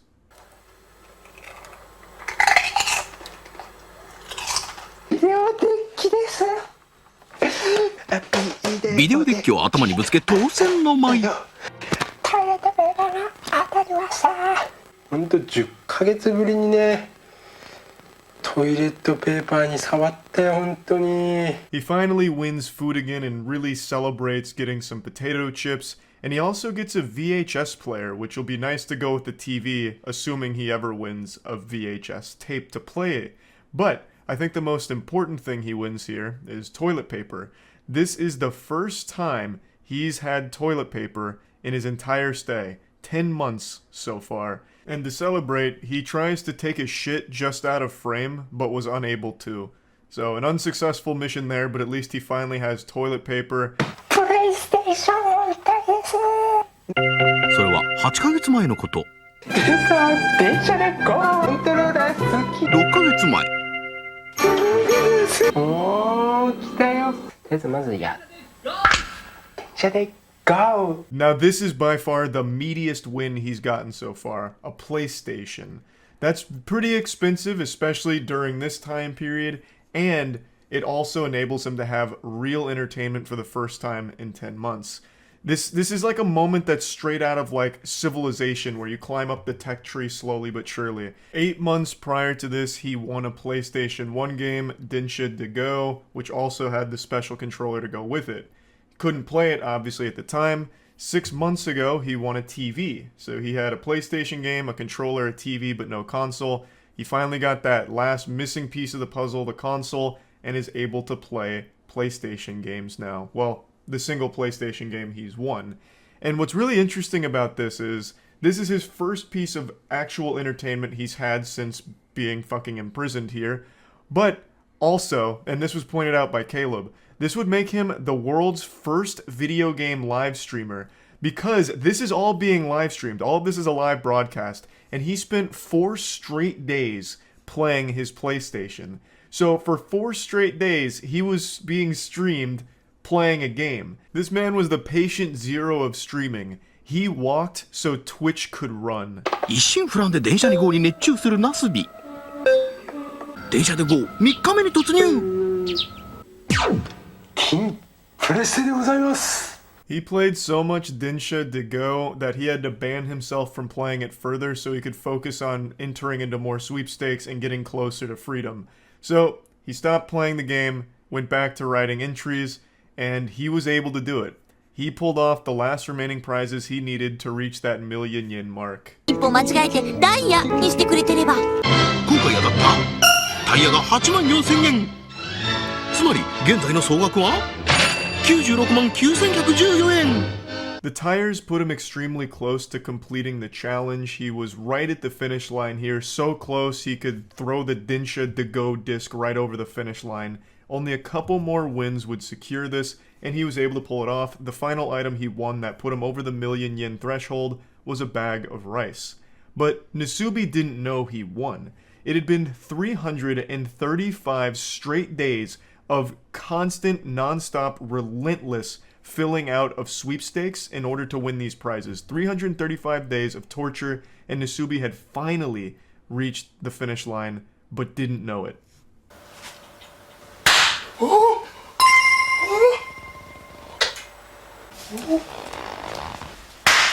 ゴールを祝いクラッカーで祝福。100万になったってことですか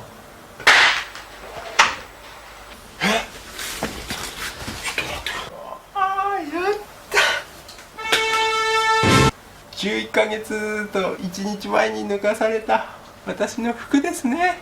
Per usual, the producers come in like a group of burglars during the night and start popping party poppers in his face, which scares the shit out of him and really confuses him. They eventually explain that he did win, he made 1 million yen, and they give him his clothes back. It's been 11 months and 1 day, and this is the first time Nasubi's putting clothes on in that entire time frame. So when he puts them on, he says that it's uncomfortable and itchy, but he's very, very, very happy to be done with the contest and glad that he's completed it. But that's not where this story ends. The producers took Nasubi to Korea, telling him it was a celebration for completing the game and for all of his hard work. So they went to an amusement park, he ate a lot of great food, he had a wonderful, incredible time, and then things got real fucked up. そこは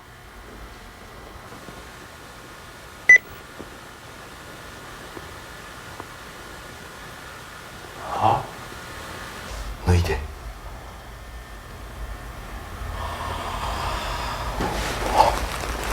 人は考生だけで生きていけるか。ナスビ大ショック。 Nasubi was making them far too much money. The producers weren't done suckling from this cash cow's teat, so they trapped Nasubi in Korea. The goal this time wasn't 1,000,000 yen. This time he was going to have to enter sweepstakes in Korea, which he didn't speak Korean, so he had to use a Korean to Japanese dictionary to translate. His goal was to enter the sweepstakes, win prizes enough to afford a plane ticket from Korea to Japan. That was the objective. He was stripped naked, yet again, and forced to endure the same torture that he had already endured for 335 days prior. I would like to make a mention here. There is a moment where the producer says, if you don't want to do this, just say so. To which Nasubi responds, I'll do it. So I don't think they had ever forced him against his will to complete these challenges, but he was pretty much promised fame after doing these things. So, in the pursuit of Nasubi's big dreams, he allowed himself to be tortured mercilessly for 15 months.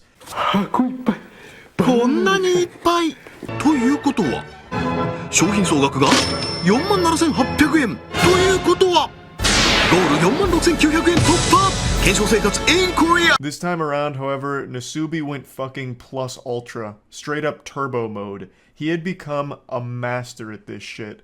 So he was actually able to complete this challenge in just about 2 months, which made the producers very upset because he didn't suffer long enough. So they increased the challenge duration. They moved the goalpost. Instead of just getting a one-way ticket from Korea to Japan in economy class, they required him to get an additional 9,000 yen in prize winnings to upgrade that ticket to business class. エコノミークラスという一番安い料金。こんなに頑張ったのにエコノミークラスとはあんまりだ。そこでビジネスクラスにランクアップ。点まであと 9,500 円。頑張れナスビ。 Yeah, more scummy, evil shit from the producers here. They never even told him he initially completed the goal here. They just let him keep writing postcards until he'd gather another 9,000 yen. They didn't want him to win quickly. They didn't really want him to win at all because the longer he struggles and suffers, the more money they were making. So they let him just keep going and tried to spin it as a positive thing, like, look at how hard Nasubi's working. We're not going to let him fly in economy class, so the new goal is business class because it's what Nasubi would want. Just genuinely fucked shit. 頑張ったってこんなお茶2袋お茶よ。9,000円ということは商品総額は 61,800 円ということ。ファーストクラスにランクアップということはゴールの金額もランクアップ。 Nasubi easily gathered the remaining 9,500 yen after winning some expensive tea leaves, so he was absolutely slapping the producers' bottoms, like he was going hog wild right now. So again, they increased the goal without ever telling him. Now, business class wasn't good enough. Now it was going to have to be a first class ticket, which was an additional 20,000 yen, I believe, which again was pretty quick for Nasubi to gather. He won a live octopus, a big picture frame, and was able to gather enough money through prizes pretty quickly to get that final rank up to first class passenger. So then he finally gets the ticket from Korea to Japan in first class, and it's over. そしてプロデューサーに連れられたナスビ登場。もちろんアイマスクにヘッドホン。ナスビは驚くべき行動に出る。別にまだかかる。なんと脱ぎ始めた。せーの。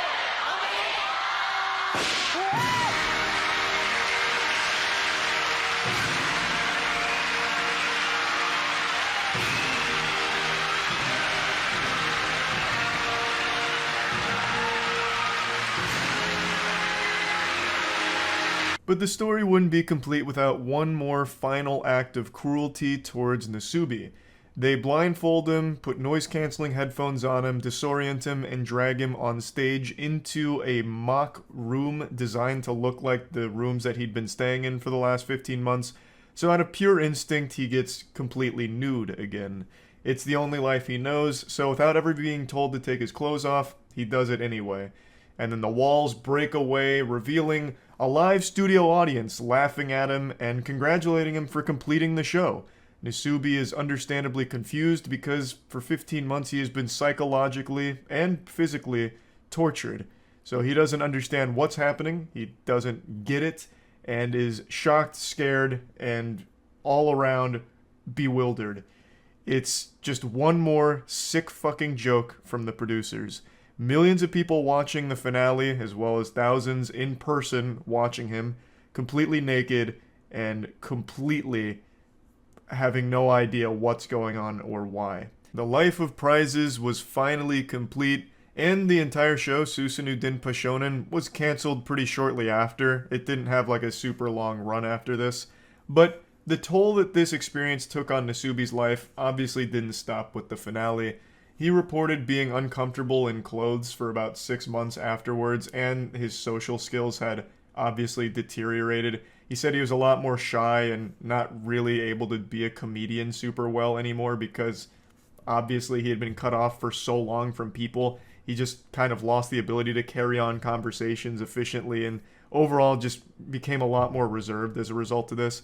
He did, however, sell his diary, the Nasubi Life of Prizes diary, like his journal, and that was a bestseller. That was a massive success. But he himself never achieved that level of fame that he was kind of promised with a show like this. He did have certain roles in other productions, and some of them pretty sizable roles in other productions, but never a massive success in Japan, even though this is like the most successful live stream in Japan's history. So just an overall extremely sad and cruel story. The main producer behind this show has gone on record and said he doesn't regret anything.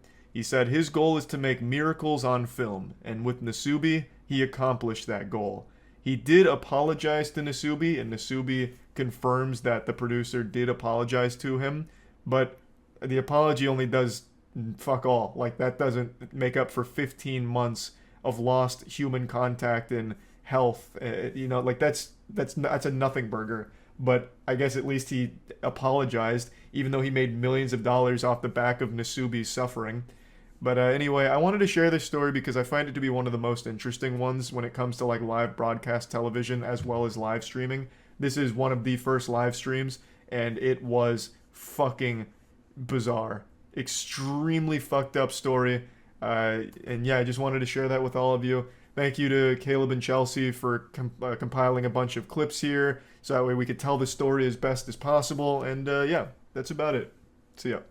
Going to be visiting the dark web version of the Internet Strangest websites. This is the final and technically fourth part Let's of the go, series, so I made dark a playlist you web. can check out at the top right of the screen if you want to I've watch seen all the that episodes. movie. For my safety Unfriended. and yours, I will not be sharing the links. Go watch the other parts of this series. Anyway, in case you guys don't know about the dark web, you can only access it using Tor web browser, not Google Chrome, not Firefox, not Internet Explorer. I don't know why you would use that anyway. This allows you to go into. Well, it's not called websites Internet that Explorer now, it's on you. Edge. The websites usually consist of random numbers. In the last video, we covered the basics, and this time I just decided. Tor was made by the CIA. And clicking and clicking. So Is that true? I remember that rumor floating around back when I was learning what the dark and deep web and shit was. Was Tor actually made by the CIA? It was made by the Navy. Oh, we're getting... Oh, there's like a fucking civil war in the chat. Was it the Navy or the CIA? On Tuesday, the CIA announced its own Tor Onion service. So the CIA, I guess, is getting into the dark web space. What are they, like, releasing dark web NFTs? I don't know. This is a weird announcement from 2019. The United States Naval Research Laboratory. I'm assuming it's just the first thing that popped up. Yeah, it looks like it was the Navy. So besides like arms purchasing and like illegal shit, what is the point of the dark web? Like, I can't imagine people are accessing the dark web going through Tor to look up like video game walkthroughs. That seems like there's no way that happens on the dark web. Who's going on the dark web like, bruh, I'm really looking to buy some crocodile. Oh, someone's selling. All right, here's my credit card info. No one's typing that shit in on the dark web. No fucking chance. No one's dumb enough to do that, right? College kids? Nah, I don't believe that for even a second. Nobody would. They're absolutely using like Monero or some kind of crypto or something. They're not going to be using like their actual just fucking Visa card. Revenge. Now you might be saying, we already covered revenge in the last video. Yes, but those websites were taken down. Won't be sharing the name of the website, but I'll show you guys the layout. So right out of the gate, you're given a list of female names to browse through. If you click on a name, this used to exist on the surface web for what it's worth. Tuv even covered it once. There used to be a website that was all for revenge porn, and eventually the guy who ran it faced how many years in jail? I don't remember how many, but yeah, he got fucking blasted. But this was something back in the early internet days that existed just on, you could go on AOL and just look at revenge porn. It was fucking crazy. He got 18 years? Was it 18 years? You might be right.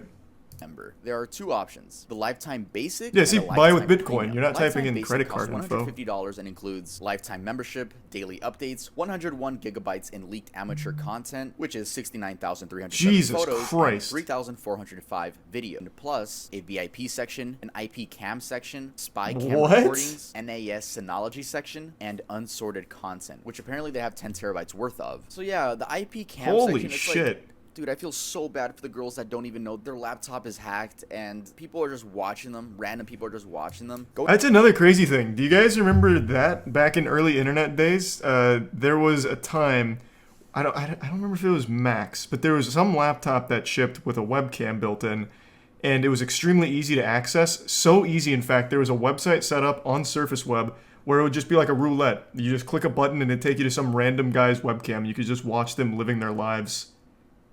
Was it Dell? It might have been Dell. Yeah, so you just have this roulette of just watching people's lives through their webcam. They had no idea. It was fucking wild. It was wild. So then, it was such a big deal that eventually the experts were like, if you own this laptop, just put a piece of tape over the webcam. Otherwise, you are most likely being watched. You exist. But I just want to let you guys know that. And I'll provide some Amazon links in case you guys want to buy some webcam covers. Disgusting fantasies. You don't want to look at my webcam? Yeah, it's just one of those fucking creepy things, man. I don't think looking through those webcams ever really, nothing crazy ever happens, but it's still just fucking scary to think about. If you are not of legal age, or if this type of material is not legal in your jurisdiction, do not enter. This site contains absolutely no videos, photos, 3D rendered art, or other illustrations of or adults. If you're looking for any of that, you're in the wrong place. It's basically saying, we have a bunch of these, shit's like a fantasy Tumblr blog. stories about. The fuck? Not only that, but they have 2 pedophilic prevention campaign advertisements to deter the users from doing anything in real life. They're obviously only doing this so it seems like, hey, we're actually the good guys. We're preventing this stuff from happening in real life, when in reality they're just providing the acceptance, normalization, and culture of files. That is something that is, I've seen this on Twitter. There's a verified account, a couple 100,000 followers from what I recall. They have this belief that if we could just use AI to generate fake children for porn, it would solve pedophiles.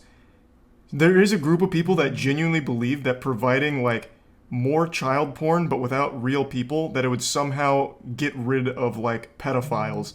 It is the most ass backwards idea ever. It's fucking disgusting. They've made this post this is where I think deepfakes need to go. We need to create deepfakes of children in pornographic settings, so that way people would no longer be incentivized to use real children in child porn. It blew my fucking mind, and there were people supporting that. All that does is provide more child porn for pedophiles and make the market even bigger for people to fucking film that shit in the real world. It's crazy. It's crazy. Twitter is just the most outrageous wasteland of horrible ideas. That's what this just reminded me of. I think it was actually Mudahar who commented on that. I don't remember what the account was that was talking about it. I know they deleted it shortly thereafter. Minor, and it's still illegal to have on your device. Take Lolly, for example. Even though they're just drawings, you can be arrested and charged with a crime if you possess lolicon in any form. Other countries have also... Oh, wait, let me read that. I didn't know that. Is that real? You can actually get arrested for Lolly? So what is Twitter talking about then where it's it's not illegal? In fact, Lolly is something to be celebrated. So enacted laws making lolicon. We offer the best collection of real snuff and authentic R-word pictures and video clips. Jesus Thousands Christ. of photos, videos, comics, and books. Join us for your very Comics. special never forget experience. For a small one-time fee, you have unlimited access forever. We add always new forbidden content, completely safe and anonymous. Jesus. The document. The stuff on that document is absolutely fucking insane. Thanks, The Research worst part Devs. is that they provide image proof. So, they provide image proof by using these web links. Everything that I'm about Reddit? to say is real. They use Reddit? They provide some video proof too. I did check out some of them, and oh my god, I never want to go back. Like, deadass, I never want to fucking go back. I never want to see those images again. But it is real. I'm letting you guys know. This shit is real. Let's go over the document. I was actually kind of stupid and I downloaded the fucking text document. I don't know why I downloaded it. I downloaded something from the dark web. It's on my computer now. It's just a It's like a J-Station video. I downloaded some shit from the dark web. Now all of a sudden I'm an 8-foot smurf. I accidentally drank the Amogus potion at 3 a.m. from the dark web. Jesus Christ, tough. Yeah. So the first thing they're claiming to sell are guns. We have sniper rifles, Mossberg 500, TOZ rifles, Kalashnikov rifles. I've never heard of that. But it says made in Russia, not China, from the other video. So let's just get into something shocking. This one, bro, this is what really got me. Video filmed according to your script with torture, R-word, snuff, etc. We need from you how many actors will be, race, gender, and your script/scenario. I can't believe Jesus Christ. The youngest actor we had, 4 days after she is born. The oldest actor we had, 93-year-old woman. Holy I'm assuming fuck. it's kidnapped people, blended up babies in smoothies. A classic smoothie is a drink made from pure raw fruit and or vegetables using a blender. Classic smoothie is a healthy No type of fucking cocktail shot. that you can drink for breakfast or a bit later. But we have a special smoothie. It's made from newborns. We place in blender the newborn with or without legs/hands. Nah, that no fucking shot. And blend until the mixture is source smoothies from newborns strictly in the refrigerator or cool place. That one seems very you can fake. Also buy male and female genitalia, just like they're obviously they I don't know kill about that someone, one. cut That it one off, doesn't and seem send like it a to you. real thing. Safe and secure container will be transferred and marked as for medical school. So they got their own methods to. That's CIA bait. Legit. Yeah, it definitely seems like methamphetamine, bait. Cocaine, and why does that even matter? What? By reading the names, I recognize some of them. It's extremely fucking illegal. They're also selling the Logan Paul video. You guys know which one, which is a complete shock to me. It was like a YouTuber on this list. What was going on? But you know what Logan Paul video I'm talking about. Can't you just find that on archive.org? 60 FPS. Here's Why would you video buy that penis on the out dark through web? meat grinder. Pretty sure it's For on that one, I actually archive.org. did check out their image proof and like It makes you seriously- tier 1 Ash. And you guys don't worry about my mental health. A lot of people comment like, I hope your mental health is good. It's good, bruh. I'm gonna go play GTA after this, right? But thank you guys so much for just Yeah, it was the supporting Logan me. Paul Like, Forest honestly, video. It's a blessing. I'm pretty sure it's on archive.org. You guys, like, don't worry about me. Go on with your life. And I'll see you guys. Actually, leave a like on the video and subscribe if you're new. And I'll see you guys next time I upload. Nice. So besides like illegal shit, is there any reason to go on the dark web? I know Mudahar's made a few videos on like other things besides like the worst shit on there, but what else is there? Besides just a bunch of illegal shit. To get around taxes? Wait, there's like accountants on there? You could charge for like services to evade taxes or something? That's more just illegal shit though. I'm saying like besides all illegal shit, people just go there to hang out sometimes. Oh, well, if it was made by the Navy, then why the hell was it made and has a bunch of illegal stuff on it? Well, the reason it has a bunch of illegal stuff on it is because the anonymity. That's like the whole point of the dark and deep web. As for why it was made, that I don't really know. It's probably to get around like surveillance or something maybe, and I'm just spitballing. Exit tier 1 poopy ranger. Let's see what crimes were caught on Twitch. Off the top of my head, can I think of any crimes? Turkey, the Turkish community on Twitch was recently just caught in a massive scandal of money laundering through Twitch bits and donations. That's probably on here. What else? CSGO Lotto? Would that be on here, you think? Twitch started off as Justin Prime TV. Raptor. A man strapped the camera to his head and would live stream everything that happened to him 24/7. Eventually, the site grew and welcomed people from all over the world to I used live to stream on the Justin company had a TV. name change, which we now know as Twitch, and in 2014 was bought out by Amazon for $970 million. The first thing I want to do is talk about the horrible Twitch staff. Now, it's very known that Twitch has some, let's say, biased staff. Every other month, it seems like a female streamer gets banned and then unbanned within the same week, whereas a male streamer can get banned for the same thing, if not something less harmful, and end up getting permanently banned. This has been proven time and time again, with the most recent case being about Narcissa Wright, a Twitch streamer that literally tweeted out, I want to kill myself and shoot people at Twitch headquarters. That story is very sad, Who was honestly. banned, and then What do you know? Unbanned a few days later. I mean, if you ask me, that should have been a permanent ban, but no. We see in this tweet here that they're reducing her ban, and basically, you know, she got unbanned, is what I'm trying to say. Point is, Twitch, I see where your bans come, I see where they come from, but it's like, to me, it's just like, this situation, shoot people at the Twitch headquarters? Should be a permanent ban. Now why? Are the Twitch staff just full of simps? Yeah. And in all honesty, it does seem like Twitch has favorites. Sometimes the reasoning for people getting banned is so stupid, but then if a female does it, again, this is not every single correct me if I'm wrong. Wasn't she rebanned after being... Or wasn't she rebanned after being unbanned and then banned again? I'm pretty sure they did correct that mistake. The whole Narcissa Wright story is extremely sad, though. That situation is horrible. I don't think many people know like the whole lore behind Narcissa Wright, but it's a honestly really sad story. Tell it? I can give the cliff notes. Back in the early days of Twitch, really Twitch was built on the back of speedrunning for a little while, like Siglimic, Cosmo Wright. Really the two of them were like pillars of streaming content on Twitch, and started to really get a lot of headlines, and then eventually ADGQ was rolling around, AGDQ started popping off. Cosmo Wright was a prolific speedrunner in Zelda games, Wind Waker, Ocarina of Time, all of that. And then over time, started to lose interest in speedrunning. I remember, I think it was 2016, Cosmo Wright entered into a Nintendo-sanctioned competition with a guy named John Numbers, where they were playing Mario Maker as a contest. And Cosmo Wright got blown out and didn't really return to streaming after that, if I recall correctly. And then after that, Cosmo Wright's mental health seemed a little spotty from what people were seeing. Eventually, Cosmo Wright transitions into Narcissa Wright, and from there, the streams that she would do were really focused on like really negative things, and it was very like a toxic environment. Eventually, Narcissa stopped streaming for a while, and what I understood is that she just outright stopped altogether. And then she posted that tweet about wanting to kill herself, and then the Twitch staff, which obviously turned a lot of heads as like, hey, what the fuck is this? So that's where the story's at. There's a lot more nuance to it, but that's kind of like the Cliff Notes breakdown. That whole story there, a lot of like sad and unfortunate things happened along the way. But since I was so big into watching Siglimic, Cosmo, that whole community of speedrunners, it's something I actively followed for a really long time. Stephen Heyman. On August 31st, 2018, Stephen Heyman and John DiPietro, I hope I said that right, were on their way to Dragon Con, a convention made for gamers, comic enthusiasts, science fiction fans, and more. Sounds like a joke, like Dragon D's nuts. This is called IRL streaming. In Atlanta, Georgia, a man is seen approaching John and pins him to the ground. We can't see much, but we do get a full view of what the man looks like. Oh, shit. Dude.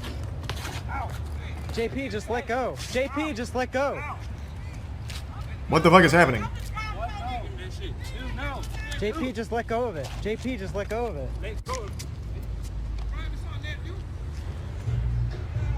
Wow. You can hear that was awfully calm. Say, JP, just let go. And this is due to what I'm assuming is John not wanting the man to take his camera, which the man did end up stealing. From the reports I've read, it seems like the man was never caught. The YouTube comments were full of L friend, this dude is such a bad friend, and comments like that. But honestly, that was the best thing to do. You don't know if someone is carrying a knife or a firearm, and your life really isn't worth getting killed over something as simple as a camera or your wallet, when you could just love how the dude didn't help. Bro, you're not gonna just give up the camera. Everyone shits on Dale Brown for giving like survival advice for how to like survive in an intense situation and disarm the attacker, and you guys give him shit. But the optimal thing to do is to not fight back. Just give your camera. Again, like Tuv just said, could have a knife, could have a gun, and that guy's big as fuck. That guy was significantly more jacked than Steven here. Just give up the fucking camera. Like, I guarantee if this guy did fight back and got his ass beat, people would give him much more shit anyway. Or he could have lost his life over it for a camera. The police officer explains the call and asks Mr. Big for his name. Mr. Big explains that he doesn't need to give him any sort of information. Oh boy, you went full Reddit. And it's honestly a pretty long and petty back and forth from both of them. Up until the cop places Mr. Big under arrest. I would say wrongfully place him under arrest. I mean, he did have his right to not say anything. Cops can always arrest you based on suspicion. you know? It didn't seem in the clip like there was any suspicion of anything other than just the way Mr. Big was acting. Anyway, so Mr. Big gets arrested, right? They leave and they close the door. So a few minutes after the arrest, the door opens and reveals a neighbor, presumably the one that made the complaint, walking in and stealing a pair of shoes and a headset. He then returns and steals what seems to be his phone and a watch. I tuned into Mr. Big's Twitch page, and to my surprise, he still streams. Well, he took a break and is back and averages about 5 to 10 viewers. That's so I decided to ask fucked. him a couple questions. What and a he was galaxy nice enough to brain answer. scheme, Make sure though. to show him some love and make sure to tell him Fucking I sent supervillain him. mastermind. My name's Kev. I'm a YouTuber. Yeah, he was charged. Guy was nice. a career criminal, man. Had a lengthy criminal history. I think he did 3 years for that shit. I tried looking his name up in like a Washington police directory or something. I checked a lot of websites and I did not find a Jeremy Frost ad. Not that I don't believe you, Mr. Big. It's just that I would have liked to pull up his mugshot. RickyBot. RickyBot was a 43-year-old I don't know this man one who either. streamed himself playing Pokemon Go. Oh, Y'all yes, I remember do. that? Yes, I do, Pokemon Go actually. is a mobile game which requires you to go I do know this outside one. in order to catch since the man stole 3 cell phones and the camera itself. RickyBot was taken to a local hospital with a laceration on the side of his head and a swollen right cheek. That same night, Ricky put out a series of tweets reading, "I got mugged playing Pokemon Go in Central Park. Still talking to police and will go to the hospital soon. My jaw is a mess. Thanks all. My Twitch account got suspended. Literally insult to injury." Yeah, that's another fucked up thing that Twitch used to do. I don't know if they still do. If a crime gets captured on stream, or like something like that, I guess, where you get your ass beat on stream, they just ban the account outright, which is weird. I remember there was that guy who was involved in a hit and run while streaming. At least I think it was a hit and run. Oh, no. There was a streamer who, while streaming IRL, accidentally captured like a shootout, I think it was. Like a guy shot at a car on his stream, and the guy got banned for it. It's really like a weird policy they have in that department when you capture something like that. That's technically against TOS, but you had no control over it, and it would also be good evidence. So I don't know why they'd like take it down. But yeah, that was something they did for all of those kind of cases. I remember that. I don't know if they still do though. Yeah. So if I'm streaming, right, I have a malicious friend for some reason in my house, right? He comes in, says a slur, runs out. I'm getting banned. Right? It's, I hate it so much. And this poor man got pinned down to the ground and robbed. And Twitch is like, oh, nah, that's violent. Take it down. It's like, there's a lot of stuff about Twitch that rubs me the wrong that policy way. is Anyway, terrible. In That case is you're wondering how bad. Ricky is doing now. How do they justify it? Because I know they even put out a statement about it. I'm kind of curious. Where can I find those guidelines? Again, I don't know if they still do it, though. But where can I find it? Because I'm curious what they did to defend it. They don't want people faking it for clout. I remember bits and pieces back with the guy who captured a shooter on stream. I think they said something like, we're doing it to keep the VOD private for everyone involved and sharing it with the police or something. Thanks for your subcatamon. I don't remember. If I could just remember what that case was, I'm sure I could find their tweet about it that clarified. Does anyone remember what it was? Because it was a pretty big one. That one got mainstream attention. A streamer had captured like a shootout on stream on Twitch. It was valuable information for the crime, and they banned the account, which then made it inaccessible. Was it North Hollywood shootout? Man, what the fuck? This was 1997 North Hollywood shootout. I remember that. This was not Twitch, you fucking asshole. That one though changed law enforcement drastically. So this is totally unrelated to anything we're watching here with the Twitch crimes. This shootout is fucking crazy. So 2 robbers were armed to the teeth, like full-blown juggernaut from Modern Warfare 2. And they robbed a store. And the police showed up and they just started blasting. Like the guys full auto, just letting it all hang loose. Oh, it was a bank. They robbed the bank. Yeah, that's what it was. Robbed the bank, just blasting. And the cops were shooting back, but their handguns weren't powerful enough to pierce their armor. So they couldn't actually stop them. They couldn't actually prevent them from leaving or doing anything. So they just kept walking away, taking bullets from the police while firing back. The police got so desperate for firepower, they started, I believe they raided a nearby gun store for like shotguns and other items, and as well as like just trying to find anything with a higher caliber. And it was such a long, drawn-out shootout that post-North Hollywood shootout, they started arming police officers much more heavily, like more firepower in their vehicles. It was crazy. The whole thing was captured on helicopter, In fact, the only reason it even ended is because one of the officers got a lucky shot on one of their ankles because their ankle was slightly exposed. So they hit his ankle. He fell to the floor and knew he was going to be killed, so he took his own life. And then the other one, I think, got really desperate and just started walking at them or something like that. It was something like that. It was crazy. It was fucking crazy. Thanks to Prime Megalodon. The streamer reacts and is then met with a handgun being pointed at his face, and he screams. Alright, don't roast his scream, because I'm pretty sure if any of us were in that position, we would not know what to do. But I know you chuckled after that scream, and I did too. But like, let's not be too hard on that a normal scream. One of the thieves scream, goes to honestly. keep his wife quiet, and you can hear the kids in the background. The other is beating the streamer repeatedly with brass knuckles, asking where the money is at. How do people think it's fake then? then? Have any money, but eventually I did find the name of the streamer, and that's TMoneyFG. It seems he doesn't stream anymore, and I couldn't find a YouTube channel, unless it's the one with 1 subscriber, but I doubt it. I also found his Twitter, and it's extremely botted. 16,000 followers and no likes on his recent tweet. Yeah, a little bit weird. You would think that if he faked this, he would at least gain clout from it. And if he faked it, I don't know if he would scream like that on purpose. Plus, why would you put your kids through something like this? I mean, I don't think it's fake. A lot of people were assuming that the wife set him up because she was too calm. That was stupid too. You can tell she's trying to stay calm for the kids. So Seems like a again, weird is thing to this real? fake Is this if you don't even stream I really anymore. Can't tell. The video looked. Ah, someone found it. Found the streamer you're asking about. Look up Bees on My Head TV carjacking. He was banned for getting carjacked while viewers were trying to use the VOD to find the guy who robbed him. Twitch came out and clarified their policy in response, stating that streamers are responsible for anything shown on stream. That's exactly what I was thinking of. A carjacking. Not a shootout around cars. You're absolutely right. Did he ever get his account back?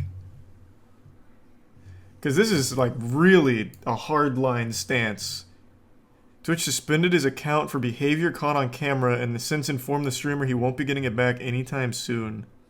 Thanks again, Security McLovin. breach. No, not the Five Nights at Freddy's game. So 6 months ago, on October 6th, Twitch was hacked and a torrent Oh, file hey, containing yeah, about this was the 125 gigabytes worth of leaks appeared on 4chan, and income that leak. included source code, streamer earnings, encrypted passwords, and more. We bring to you today an extremely poggers leak. Twitch is an American video live streaming service that focuses on video game live streaming, including broadcast of esports competitions operated by Twitch Interactive, a subsidiary of Amazon.com. Their community is also a disgusting, toxic cesspool. Beginnings, mobile, desktop, and video game console Twitch clients, creator payouts from 2019 until now. Find out how much your favorite streamer is really making. And then they link. Did they ever release torrent the file. second part Jeff to this? Bezos paid $970 million for this, and we're giving it away for free. Hashtag do better Twitch. Though a bunch of stuff got They leaked, didn't? people mainly focused on how much their favorite streamers were making. I mean, your passwords were at stake, but people were, you know, kind of mad at XQC for being a millionaire, which we all know. We all know he's a millionaire. No, that Many was a people were surprise mad to at everybody. streamers saying they didn't make sense. It's really funny because a lot of Twitch streamers have their sub count like on the top of their head. They're letting No, you know how that much doesn't money mean they make. anything, It just though. takes a little bit of math. And they claimed that a part 2 was coming out, but that never happened. Many people just assume it was an ex-Twitch employee or a Twitch employee who knew they were going to be fired. I and doubt they it were was just an ex-Twitch "All employee." right, before I go, I'm just going to end this off with a big bang.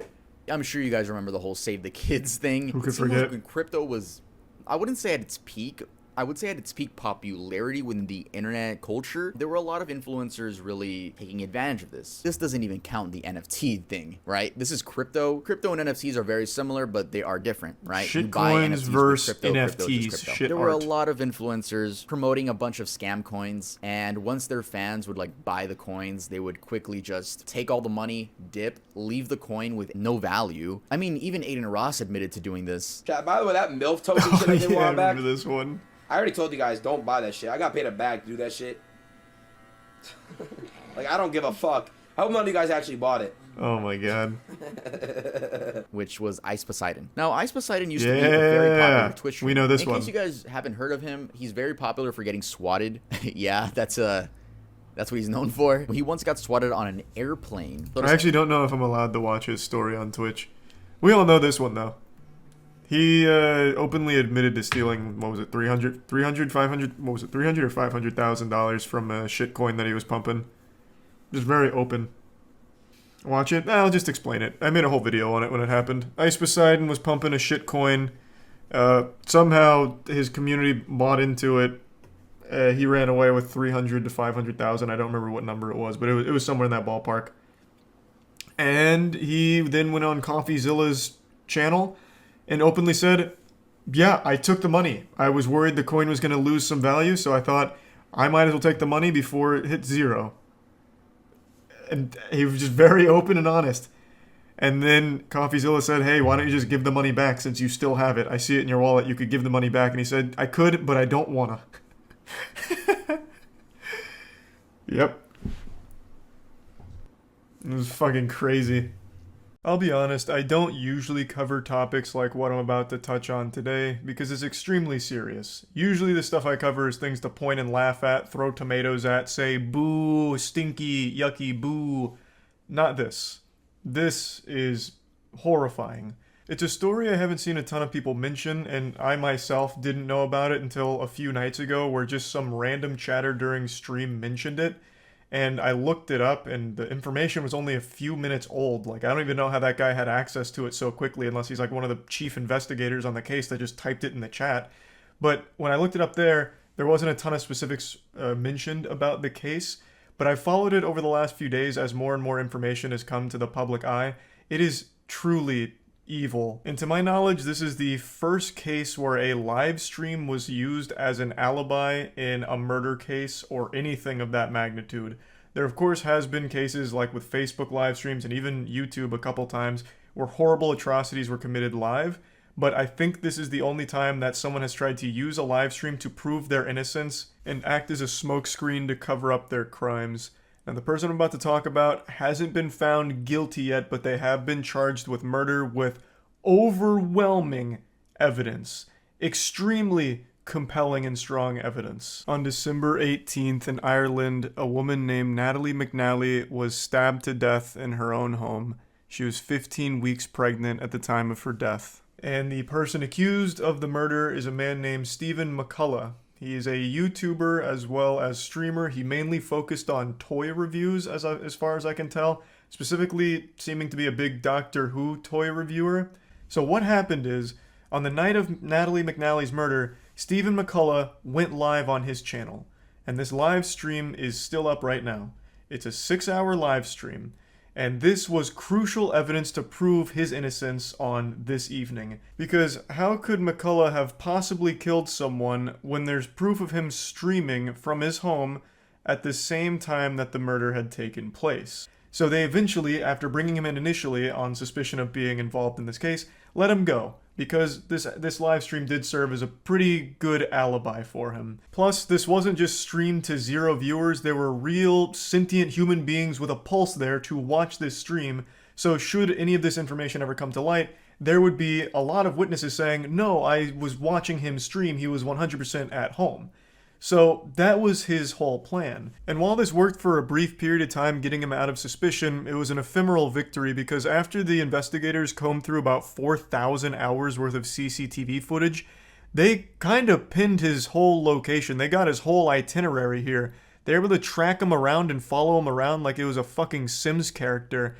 So not only did they see him through the CCTV evidence, but they also had the account of the taxi driver. They even took notice of things like a yellow glove underneath a black glove while giving change to a bus driver. And with all of this, they had a really strong case against him being the murderer. But they still had that live stream to explain. Because again, there is a live stream that did span the entire course where all of this took place. So how the fuck does this happen? You know, is he David Copperfield? Like, what, 2 places at once? Is this some kind of prestige situation where he had like a twin or a clone of himself? The actual answer is it's far simpler than you would possibly ever think. The live stream was fake. Yes, the stream went live on his channel during this whole period of time, but it wasn't actually a live stream. It was a pre-recorded video that Stephen McCullough had recorded days prior in order to look like a live stream, to mimic a live stream, so that way it could be used as an alibi for him. And when you watch the live stream, which again is still up on his channel, there are so many alarming red flag moments throughout it, even from the get-go.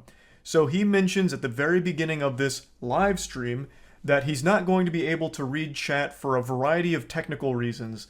One of them being it would crash his computer, it'd freeze the computer, it'd ruin the whole stream because of all of these deep tech problems that he couldn't solve. Everything's gone cattywampus, so he won't be able to read your chat. More like, Doctor, who's talking? Because I can't see you, I'm not reading chat. He just keeps reiterating over and over and over again that there's going to be no chat interaction. Because obviously, since this is a pre-recorded thing, there is no chat for him to read or interact with. Well, because this streaming software is kind of up the left, it means I can't check the live chat, which is a real shame.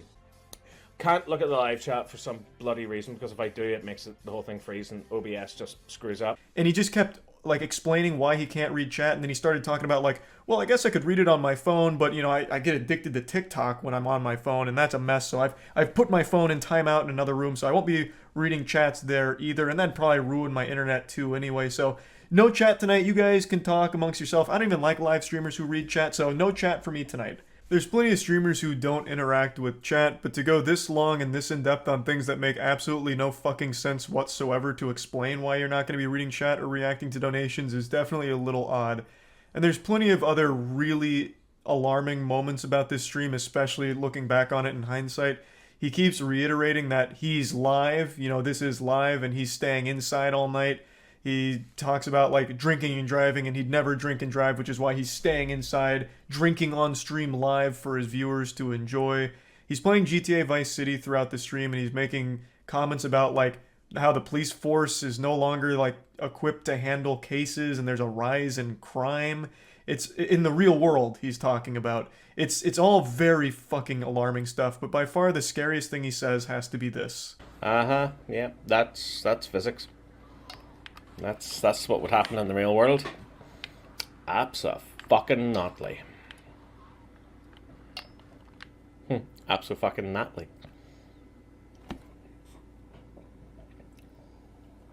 Completely out of nowhere, unprompted, he mentions someone named Natalie in a pretty menacing way. And once again, there's plenty of other things he says in here that are very scary, but I think this one is by far the worst moment. This has been 100% confirmed beyond a shadow of a doubt to be a fake live stream. When authorities seized some possessions, they found the actual video itself and concluded that it was filmed on December 13th or 14th. And also, McCullough himself has confirmed that the live stream was not actually live, it was pre-recorded, but insists that he was actually just drinking by himself alone that night. He completely denies the murder and insists that someone else may have been dropped off in a taxi near his home. This is referring to the CCTV evidence that they've gathered, pinpointing all of his locations throughout the evening. There's also other awful shit here as well. McCullough stayed pretty close to Natalie McNally's parents, and in one case even left his phone over at their house in order to like bug them and secretly spy on them to record their conversations to see if he was a suspect. So McCullough went to the McNally house, left his phone on record, and left, but returned 40 minutes later claiming to have forgotten it, and police were saying that this was an attempt to listen into their conversations to see if they suspected him of anything in this. I can't envision a world where Stephen McCullough is not the person who committed this crime. There is just an overwhelming amount of evidence against him. And he still doesn't have a real explanation for what the possible motive to faking the live stream would even be. Nothing that makes sense, at least. And then randomly dropping Natalie's name during it. I just cannot imagine that this man is innocent, but he hasn't been found fully guilty of being the murderer yet. But yeah, overall, a horrifying situation. I'm wishing the absolute best for the McNally family, and I'm hoping justice is served here. That's about it. So yeah. I know this isn't my usual setup, but don't panic. This is not a cause for alarm. I'm actually here by choice. What you're looking at is hours of hard work.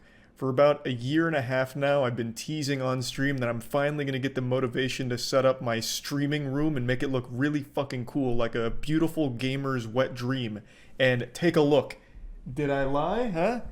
I went from one empty room to another. It's like Squidward when he goes to that place to be all alone. So yeah, I just haven't felt like finishing this room today, but I will pretty soon. Maybe in another year and a half, we'll see. But we're here now, and I want to talk about something pretty important, and it actually has to deal with something that I was personally involved with. It has to do with Artesian Builds. That's the company that built all of the PCs that I've used and have at the warehouse for my friends to use for all of the editing and all of the content production we do. I'm sure by now you've all seen the clips as well as read the headlines. Artesian Builds really fucked themselves in the ass. They put their own dick in their butt, and now, as of today, they're pretty much no longer a company. They're officially dead and buried. But how did we get here? What happened? Artesian Builds would always be streaming their latest builds, where they'd interact with their community as well as do giveaways and shit like that.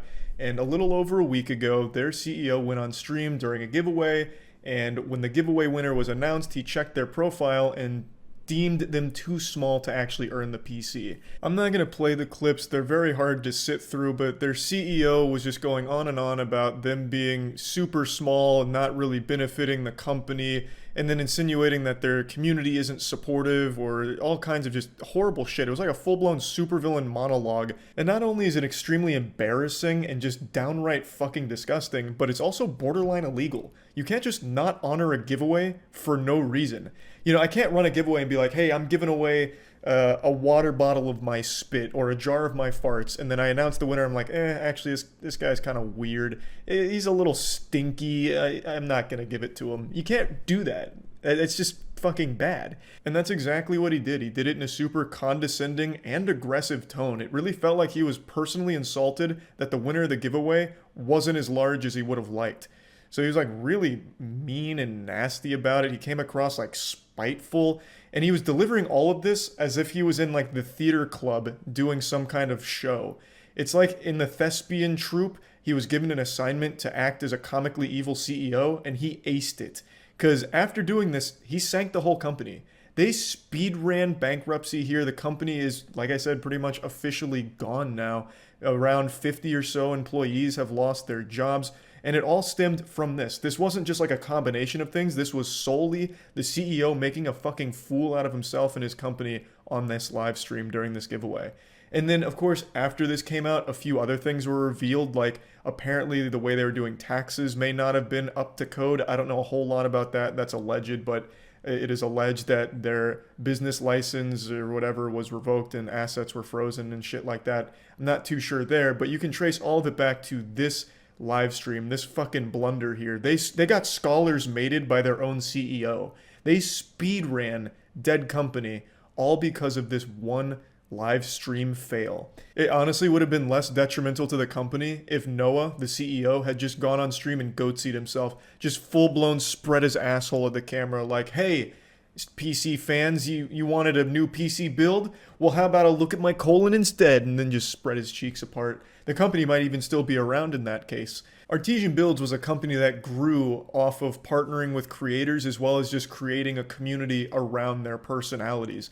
Like, they streamed every build, they streamed pretty much every day, and they signed with pretty much every streamer on the fucking planet. They worked with the big boys like OTK, Mr. Beast, Nick Merckx, and everyone like that, and they had built a level of trust and a community around them. So when Noah does something like this, it completely breaches that. No creators want to associate with them anymore. So when the creators left, the consumers left, and Artesian Builds was left with their dick in their hand. They had nothing they could do anymore. It genuinely destroyed the whole company. Like I mentioned, I was partnered with Artesian Builds. I signed with them like over 2 years ago or somewhere in that ballpark.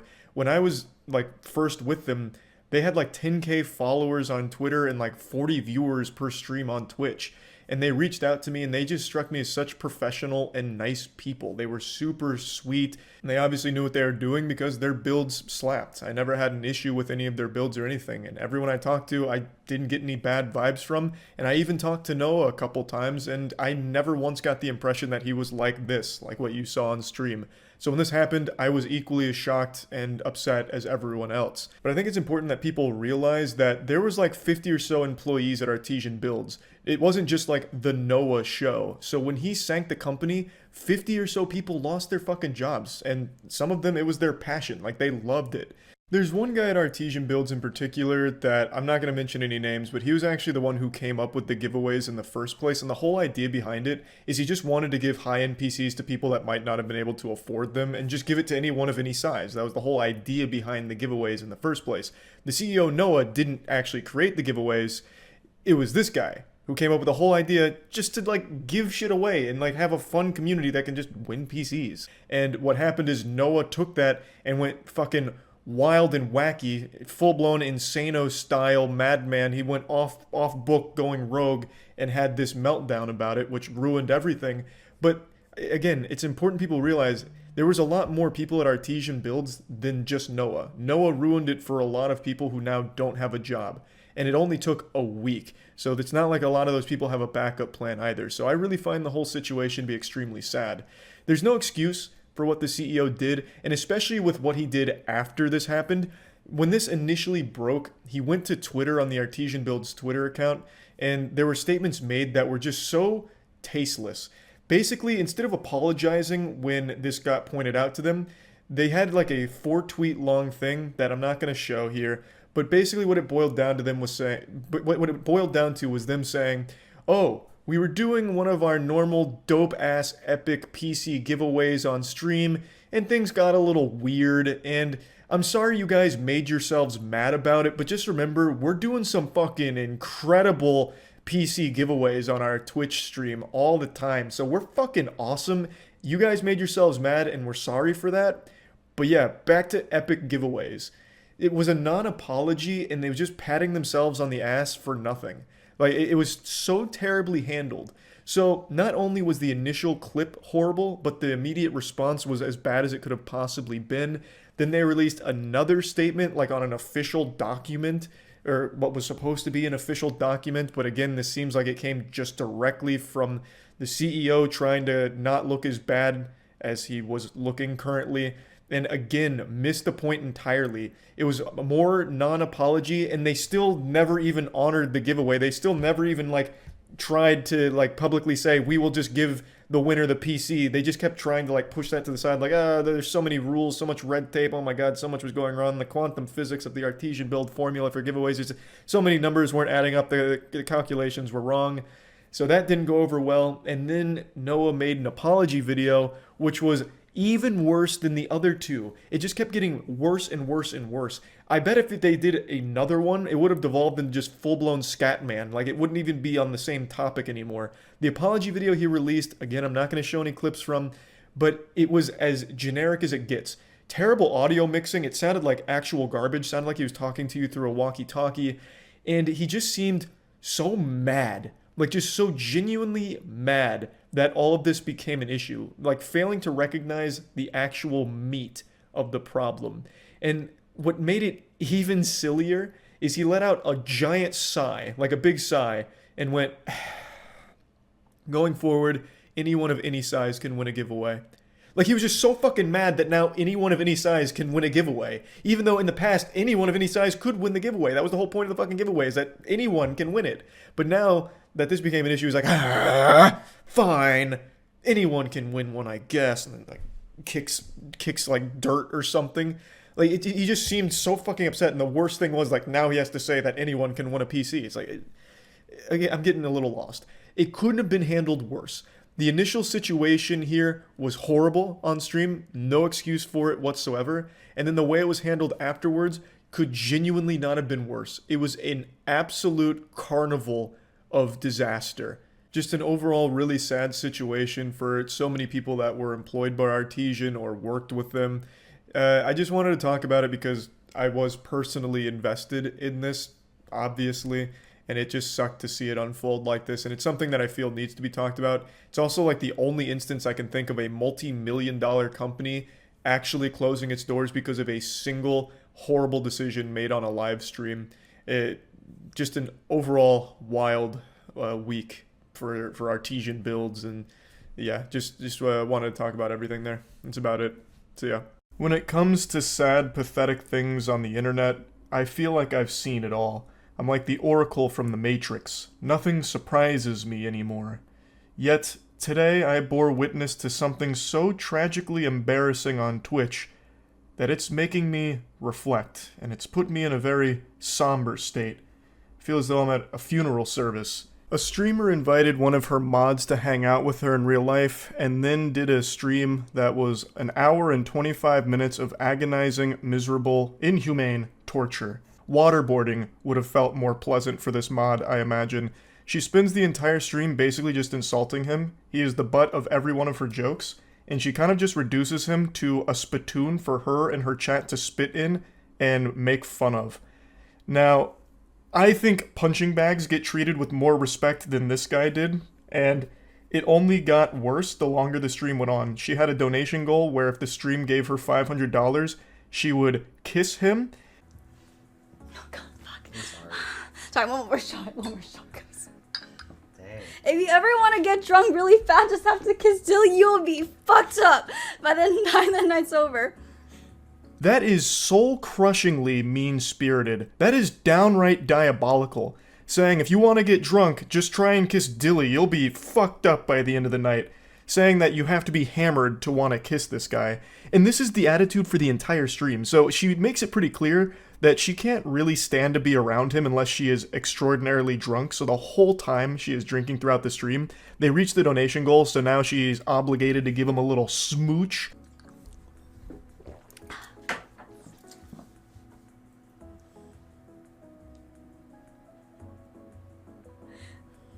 Can't do it. Sorry.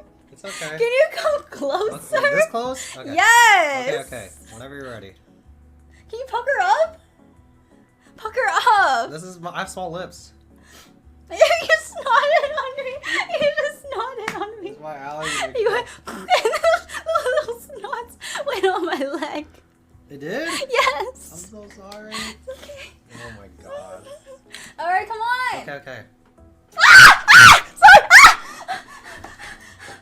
I need to wash my mouth. If I was watching a hostage video where someone had kidnapped my grandmother, threatening to slit her throat unless I paid the ransom, I would honestly find that video to be less cruel and more humane than this Twitch stream I just watched. This is absolutely brutal. My heart breaks for this guy. I don't know who he is. I don't know what he's done to deserve this, but this is like a divine punishment here. This whole thing was her idea. This was her donation incentive. And now she's acting like it was the worst thing that ever happened to her. It's so bad, she's got to go rinse her mouth out. She's got to fucking brush her teeth and scrub it all down with soap and bleach just to try and erase the stain that his lips put upon hers. It's just evil. This whole stream is her basically just bullying this guy. Well. Jesus Christ. Well. Are you okay? I'm good. Okay. I'm back, guys. Sorry. I'm good. I'm good. She's putting on this big song and dance about how gross and disgusting this was, when it was her idea. She's doing this just to make him feel even worse, and put on a show for her chat at this guy's expense. Like, oh, this loveless loser virgin flew all the way here, and oh, I just had to kiss him. Like, that's so mean. And this should be a wake-up call to her chat that, like, donates money to her under this idea that she's going to like them or something like that, or parasocially donating to her because they think that they're going to be friends or even more than that. This should be the biggest wake-up call. Your third eye should be fucking beaming from your forehead right now with this out there. This is her mod, someone who literally, like, does a ton for her. And this is how he's getting treated in front of everybody. That's what she thinks of you as well. Now, like I said, it's not just this viral moment here. The very beginning of the stream comes out fucking guns blazing, going hog wild about this guy having no shot with her and that she doesn't even really respect him at all. Yeah, Dilly's living the dream. Aren't you so happy to be here? Yeah. It's my dream, y'all. Yeah, I've been posting pictures of Dilly every single day on Discord, and this guy cannot hang. Dilly's eyes are fucked. It's because I have cats and he's allergic, and he has allergy medicine. Doesn't he look like Gru from Despicable Me? Sorry, every time I see Dilly, I just start laughing. This is the very beginning of the stream. This is chapter 1. It's not even chapter 1. This is the prologue. And she immediately comes out of the gate saying that he looks like Gru from Despicable Me, and she can't help but laugh when she sees him. The stream doesn't even make it 5 full minutes without her making sure to insult him in front of everybody. He's just getting publicly flogged immediately. She is flaying him alive throughout most of the stream. Again, this whole hour and 25 minutes is basically just make fun of Dilly, and let the chat make fun of Dilly too. It's so mean-spirited. And this guy, again, I don't know anything about him. He wasn't even creepy or weird or awkward. He seemed like just a very normal guy. He even seems pretty nice and really not weird. Yes, he does come across as like a little lonely and a little socially shy, but There's no, like, red flags or anything alarming about this guy at all. This must have been hell on earth for him to not only get invited out by the person that he clearly cares about since he mods for her, but to go there and then just be perpetually insulted directly by that person. And the community that you mod for, having all these tomatoes thrown at you throughout the whole thing. And on top of all of that, be surrounded by cats which trigger his allergies. The misery must have been indescribable. Like, I'm getting parasocial with it because I actually just really do feel bad for him here. Like, brother, come on. Have some more self-respect. Have some more confidence. You deserve it. You deserve better than this treatment here. That was just so mean. Now, I already know the cope. I know what the excuse is going to be. Oh, she's clearly just pushing his buttons. They're just joshing around. They're very close friends, obviously. But I don't get that impression at all. These aren't jokes I would tell to even my best friend Matt, who I've known since middle school. A lot of what she says to and about Dilly is just downright nasty. I would never say to Matt, like, the only reason, you know, your wife ever kissed you is because she must have been blackout drunk and forgot what you looked like or something. That's just so fucked up. And, like, she makes statements like that pretty often throughout this stream. These aren't really jokes. She is just insulting this guy as much as possible to make him a laughingstock for her stream. Cute couple, baby, are not dating. I did not claim this. Yo. Sorry, that's so mean, but don't claim it. So yeah, 1 hour stream, so every minute counts. I made a donation goal of $500. I will kiss Dilly. So we hit it. But hopefully, I will be drunk for that. Let's take the first shot of the night, yeah? Is it too early? No. Cheers. The way she responded to the cute couple statement seemed like she was genuinely offended anyone would even say something like that.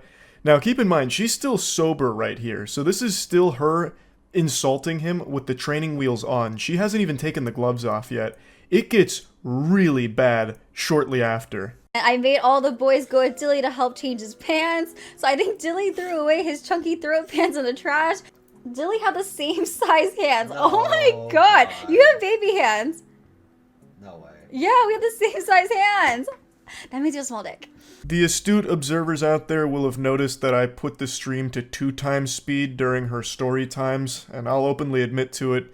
The reason is because it was genuinely painful listening to her tell those stories because it's just shitting on Dilly. She's putting him on blast as frequently as possible, sharing his most embarrassing moments, so giving his lowlights. Here's the worst of moments with Dilly. Here's what Dilly did that was so embarrassing last night. You guys need to hear this. It's just, again, so unnecessarily mean. And then, of course, she has to do something about penis size, so she says, we have the same size hands, which means you have a tiny dick. Your hands aren't even the same size. His hands are visibly bigger than yours, but again, this is just being rude for the sake of it. Nobody is meaner to tier 3 subs or Twitch mods than the streamer themselves, it seems. She is so much nastier to her mod than anyone on Twitter has ever been to any mod for any streamer ever. Now, there are a couple times in the stream that she says that they're good friends, so it's all, you know, in good fun. And what a load of dirty barnacles. I think she says that to try and convince Dilly, and Dilly, he believes it. Dilly's bought into that fantasy. This does not strike me as two people that are friends. This strikes me as her using him for content, as a punching bag. That's what this all seems like. No friend dynamic is like this. No friendship goes like this. Of course you're going to joke around with your friends, you're going to get mean with your friends, but at the end of the day, you're close, and you know that there's no actual bad blood or malicious intent there. I do not get that vibe from this interaction at all, because it is unrelenting for 1 hour and 25 minutes, and what I'm about to show you here, I think is the most foul thing that she said throughout it. Oh my god, so either go back with my ex, or get with Dilly for 6 months. Fuck! Okay, so in case you guys know, or don't know, I don't want to say his name out loud. This ex fucking traumatized me. He had a gambling addiction, drug addiction, porn addiction, like he actually fucked me up, okay? So either go through like trauma and emotional abuse, or date Dilly for 6 months. Trying to get back with my ex. Okay, next question. Is it truly a It's in 2x speed because, again, she was going on a montage of degrading him. And then it got to that question. Would you rather get back with your ex, who apparently traumatized her, or date Dilly for 6 months? And she chooses her ex. And then just laughs it off. She would rather be in, I guess, this emotionally abusive situation that she called it, and be traumatized, than be with Dilly for 6 months. Why would you even answer this question in the first place? That is so fucked up. I was stunned when that came around. Like, she knows Dilly is clearly interested in her romantically, and yet she uses that as the butt of the jokes. Like, half of the stream is making it clear that she feels she is so out of his league, so superior to him, that the comedy is that people would even suggest there's a chance. So this question rolls around, and she's like, oh yeah, I'd definitely just go back with the ex. Definitely wouldn't go back, or go with Dilly for 6 months. I'd rather be emotionally abused than spend time with this guy. In front of his face, too. The guy who basically does work for you on your streams by modding, who has also now gone out of his way to hang out with you in real life and on your stream for your content. And now he has to sit there and hear that you would rather be emotionally abused and traumatized than date him for 6 months. This guy who obviously cares about you. I can't even imagine what a statement like that must feel like to hear. And he has to keep himself composed because she's broadcasting all of this to her audience publicly. I've never met anyone that I've had any kind of relationship with, a friend or even an acquaintance, that has said something that even teeters on as mean as what she just did right there. And she did it right to the face of someone who very clearly cares a lot about her. Now, she laughs it off and moves on to the next question, and I think Dilly has been brainwashed by her into thinking that he's a good friend of hers. But Dilly, I'm just going to hit you with the cold water. Friends don't treat each other this way. She is treating you like a subhuman pile of garbage. Me personally, I would not hit. So, yeah, there is a right or wrong answer. Me personally... How about you rate me first? 10 out of 10. Oh, fuck, you know, I'm not gonna rate. I'm just gonna drink. That means I'm a 6. It's okay. If it was a 6, I would have said that out loud. Oh. Anyways. Again, it's just an absolute flurry of disrespect from her towards Dilly. But I wanted to show this clip here at the end because I think this is a great summation of how this whole experience went. Where he rates her a 10 out of 10. And then she refuses to rate him, so he playfully is like, oh, okay, that must mean like I'm a 6. And then she didn't have to say anything. She could have just moved on to the next question, but she went out of her way to let him know that that's not the case. So she says, if it was a 6, I would have said it out loud. Anyway, just trying to take another little stab, drive the dagger deep inside of his heart here to let him know that he is beneath her. He's not a 6 to her, and he needs to know it. It's so unnecessarily mean. It's just being an asshole and nothing more. She puts him down every chance she can find. She attacks every single one of his perceived weaknesses in her eyes and is doing everything in her power to publicly humiliate and degrade him. It is not friendly. There is nothing jovial about this whole stream at all. It is mean-spirited and just really fucking sad. Like I mentioned, there was a couple of times she tried to cushion the blows, like, oh, we're such good friends, this is all okay. And then when one of the questions during Truth or Drink is, what was your favorite thing about Dilly? She says that he's nice, and that he's like just super nice and not awkward. Those are the only couple of instances where she wasn't just shitting on him. And I think she did that because she could see from the chat that people were dogpiling onto Dilly, and it is just a really uncomfortable stream entirely. How likely is it for him to pick up a girl tonight? I'm gonna answer this honestly. Honestly, you're not getting shit. I think maybe a girl will be down to dance with you, you know? That's a win. But there's no way, I don't think you're getting any girls' numbers. Or going home with, I'm gonna say it's a 0 out of 10. Well, obviously I wouldn't bring anyone back here, but... I would let you. I'm a good friend. So if you want to bring a girl back here, you can. Wow. But I'm just being honest, I don't see it. Prove me wrong though. You know, prove me wrong. I was perfectly content to not show you any more clips from the stream. I was just about to end the video, but then I remembered this moment, and I just had to showcase it. Even if it's not directly about her, she won't even let him think he has a chance with any girl, for that matter. None. Like, he's not even allowed to go into the club with a good mindset. They're going to a club later this evening, and they were getting hype for it. Like, chat was asking, hey, do you think he has a chance with a girl? And this was her response to it. He's not even allowed to have a good mentality going into it because she's already shitting on him beforehand to bring his self-esteem down. It's just bullying. Like, she is just a bully to this guy. It just doesn't end. he's not allowed to breathe for a second, A, because of the allergies that he's subjected to, but B, because she is constantly this miasma of hate to him. Like, it's just so negative. If this was actually any semblance of a friend, she would have lifted him up like, yeah, you're gonna get some pussy tonight, let's go, let's have a good time out there tonight. That's not what she's doing. She's immediately putting him down. Again, for the millionth time this stream. Who's better looking, Dilly or your ex? My ex. Next question. Do you ever have any feelings for any of your mods, including him? Hell no, that's why they're my mods. Last clip from this stream, I promise, but I thought this was an important one. I have for a long time preached about how awful parasocial relationships are and how prevalent it is in streaming. I think hearing her say this should have snapped a ton of people out of that mentality that just by donating to somebody or modding for somebody in this case, that all of a sudden they're going to somehow develop feelings for you or something. Doesn't happen. It won't happen. And that is not a healthy mindset for you as a viewer to be in. I wanted to put this here because she just says it with her whole chest right in front of Dilly. Again, per usual here for this stream. But this was actually an important lesson to learn. Just because you mod for somebody or donate to somebody, if you're a tier 3 sub to somebody, if you've been sub to somebody for years, they are not all of a sudden your best friend, and they are not obligated to fall in love with you or have feelings for you. So, tough pill to swallow for some, I'm sure, but it needs to get through. Now, all that being said, what Dilly was subjected to here is nothing shy of heinous. Nobody deserves this level of public humiliation, and I feel extremely bad for him, and I'm just genuinely wishing him the best going forward. I just had to talk about this because it is one of the downright meanest and saddest streams I've ever seen on Twitch. Like, probably ever, I think. So yeah, that's really about it. So yeah. Right now, there's a Twitch streamer getting tomatoes thrown at him all across Twitter for a clip that's going viral of him having an embarrassing and horrible response to one of his community members answering a question that he asked them.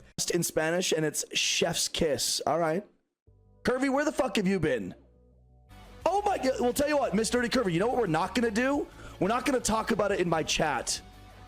Because it's Friday. And that is a whole big bucket of bummer. And his response is a big barrel of butt cheeks. So to give context to this situation here on the lore, this was a regular viewer of this streamer, an avid supporter who had taken a bit of a hiatus and was unfortunately going through a very hard time with her mother passing. So, when he saw that she was back, he asked her, "Oh, where have you been?" To which she just answered honestly, her mother had passed away, so, it was a bit of a tough time. That's why she was taking a break. And then for some reason, this must have input a cheat code into the streamer's brain that just sent him into, like, debate club. He, for some reason, then just goes into, like, this TED Talk about how you shouldn't answer his question if your answer is something sad, because it brings down the vibes of the stream. It's baffling, because you had asked her, and she just answered your question honestly. I'll play a bit more of the clip before getting into it, but I want to make it clear early on that I understand a lot of streamers have a similar perspective where you don't really want someone in chat that's just talking about like a really traumatic experience they're going through, because it's not really the place for it and the streamer's not the therapist. Like, I do get that perspective, but there's a difference between like just a random person treating Twitch chat like it's their psychiatrist and you asking someone a question and them answering honestly, especially when it's a member of the community that you already kind of know to a certain level. I don't understand why you're all of a sudden getting mad at them for answering that. And I'm sorry for your loss, but we're not doing that in my fucking chat. Thank you. Well, okay, Miss Dirty Curvy, you said, no, that's fine. You asked, so I told. No, I didn't ask you to tell me the biggest fucking bummer news in the world. I said, hey, what's up? How are you? You know what? Let me give you a little bit of a lesson, Miss Nerdy Kirby. When something really, really bad is going on in your life, and in a public forum, someone asks you, hey, what's up? How are you? There are two acceptable responses. Good, and you know what? I'll make it through. That's it. So you want to just talk to NPCs that only have two dialogue options. Okay? Then why bother trying to communicate with a human being? Like, okay, give them a script. Make sure your community has the acceptable answer script to my stupid questions. I don't actually care where you've been. And, like, just tell me one of these 2 canned responses. Like, this is so fucking dumb. And I also love the audacity. Let me give you a lesson here on how to handle my questions going forward. It's just so laughable that he's acting like some kind of social savant here about how to handle public conversations and what you're allowed to say. You're a fucking Twitch streamer, man. All of us as streamers are not exactly the most socially gifted. Like, let's just face the facts here. So why are you trying to act like the authority on the matter here, as if you're some kind of social guru who's now giving a lecture to your community about what is and is not allowed in a public conversation? It's fucking goofy. It's very silly. How are you? Good? Or, you know what? I'll make it through. Awesome. Love to hear it. See, there you go. Or Prom's response. I said, Prom, how are you doing? She says, I'm alive. You know what's just as easy as those 2 responses is you being able to respond with some level of empathy like, oh man, that's terrible, I'm sorry to hear that. Or, damn, that's awful news, stay strong. Or, man, shit, that's terrible, hopefully today's stream can lift your spirits a bit. Like, you also have equally easy responses to, like, instead of dwell on the negative here and for some reason try and shame her for answering your question honestly, you could have just as easily had a very simple and empathetic response to it and moved on from it. But instead, now you're putting all of it on her and blaming her for bringing down the entire atmosphere, as if she somehow forced you to enter your goofo mode here, your insano style tantrum that you're throwing.